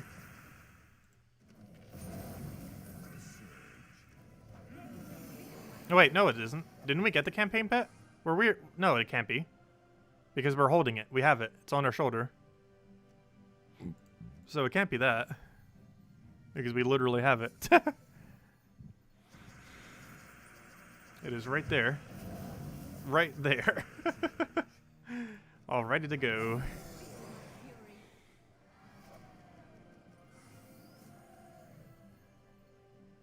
I forgot. We're actually wearing a pay-to-win pet right now, aren't we? That's a money-only pet until like 2 months from now. Also, we never had a pet event for the previous season pet. They said they would do it about a couple weeks after the fact, but we are only 2 weeks out. So maybe another week or two we'll see it. But we have the Halloween thing soon, so I'm not sure when they're planning on doing it. Does the Spore of the Thread actually tell us when it's coming? On Terran's World? Did anyone check? I'll go check myself. I forget what it's called, though. What was the most recent campaign pet called? It should be from Urskea, so let me go to Urskea. Urskea. Pretty sure it was from Urskea, right? Yeah. So, Kurandertero? Or however you say that. If we type in Kura, it'll show it.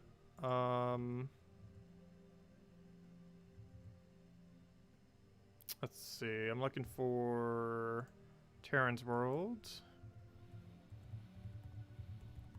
I'm then looking for... there's 2 different ways we can look for it. Let's go for it this way. And then type in Control Find. And type in Kara. No, it doesn't show up. When are they doing it? It's not showing up as a upcoming thing. It's not showing up as an upcoming pet event. Let me type in pet. So all the upcoming pet events are Shrunken Head, Bat Cats. So let's see what these are. Shrunken Head, I believe, is new. Yes, Shrunken Head is new.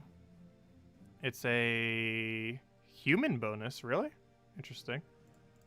So that's a human bonus coming in next week, actually. We'll have a human bonus pet. Next is the Bat Cats. Oh, wait, that was from 2019 Halloween.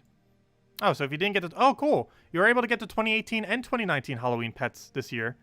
We had 2018 the other Saturday. We have a new head thing coming in on Wednesday. Which, is that the Halloween pet? I don't think it is. It would be cosmetic, because it's not. So this is human bonus. They're just doing it festively.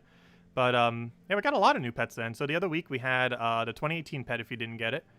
Shrunken Head will be a brand new one this Wednesday with human bonus. Then that Saturday coming up, not tomorrow, but next week Saturday, is the 2019 Halloween pet if you didn't get it.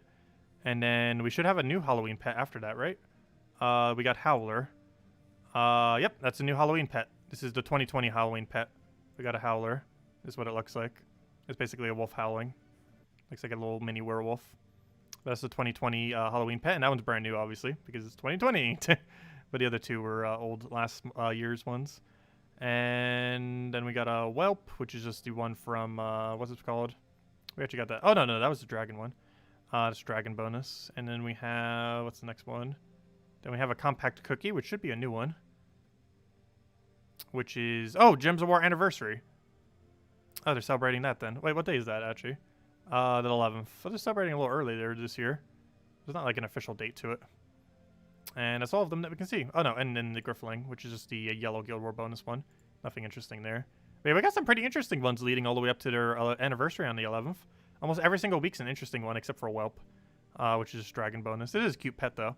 But it's not like an uncommon one. So we're basically going into a new pet, which has human bonus, into 2019 pet, into 2020 pet for Halloween, into the dragon, into the 6-year anniversary of the game cookie.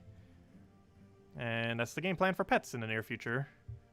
Got a pretty good range of them. Anyways, we gained our level. We gained our pity vault key. Let me go update my number. Does anyone else have any other questions? A baby Zugoff would be pretty adorable. Oh yeah, we could go over a couple of the upcoming pets that are in the spoilers. I don't normally go over those. There's a lot of cute things there. And a lot that have been there for a while that have never actually been added to the game. Because I had many of them made years in advance. Not all of them, but quite a few of them. But yeah, if we go bring that back up. If we go back here and go to pet spoilers. This will actually show every single pet in the game that's currently not out. So as you can see here, we can see this head, which is for human bonus. We got this the Howling Wolf for 2020 Halloween. We got this cookie for the 6-year anniversary, as I mentioned. This skull has been in the files for ages, and it looks like it's finally coming in December 9th. This was one of the very first ones that came in when the pets first came into the game. Then we have, what on earth is that? This doesn't have an official date. Not sure what that is for. It's a random dice. And then we have a mini Zugoff? I'm not sure what that is. A Drugoff. I guess that is the mini Zugoff. That is kind of adorable. And then we have this thing. It's like a pan flute. What's it called? Why do I forget what those things are called? Gosh, there's a special name for that creature. Then we have a gnome. Literally a gnome. Although, keep in mind, none of these have official dates I'm going through. The only ones that had official dates is all the way up to the head. Everything below this head does not have an official date yet. Then we have the goblin. Little goblin. Got herself a little sloth digging thing. Kind of reminds me of Sandshrew. Then we got this glob, which has been one of the ones since the beginning that they never added. Same as this one. They never added. Then we got a panda. We got a goose. We got a whale. That one's new. Wonder when they're doing that. Oh, orky. Oh, it's actually an orcal. What's that thing called? I forget it. It begins with orc. It's a. I forget what those things are called now. It's a sea creature. It's Gosh, I can't remember its name. Oh, we got a dragon kitty. They added the dragon kitty that I want. Add this. This was the one that they voted on that they never added. They did the design for this ages ago, and then they never added it. Yeah, an orca was the one. Yeah, that's the word. Thank you. But, oh, they better add this. This was the one that didn't win the vote, which I wanted to win, but it didn't, for the dragon kitty. And they might still add it, because they have all the design for it.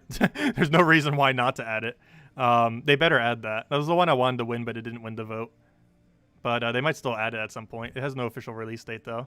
That'll probably be my favorite pet in the game, actually. It reminds me a lot of the dragon outfit for Fall Guys now. Except it's not as orange on the head. That's kind of funny. We got a pet version of that one dog, which at one point was actually the 3rd troop you ever got in the game. Though I don't think you get it in the current state of the game. Here's the drill bot, which is also based on the rare troop. Actually, both of those are based on a rare troop. This is a little kitty. Got herself a sword with a face on it. We got a little owl. I mean a falcon. And the last pet that we have here is a tentacle.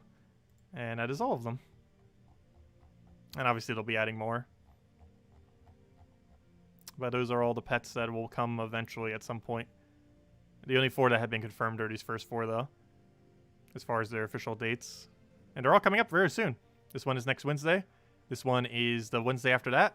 This one is 2 Wednesday after that Wednesday, so 4 weeks from now. And this one is all the way in December.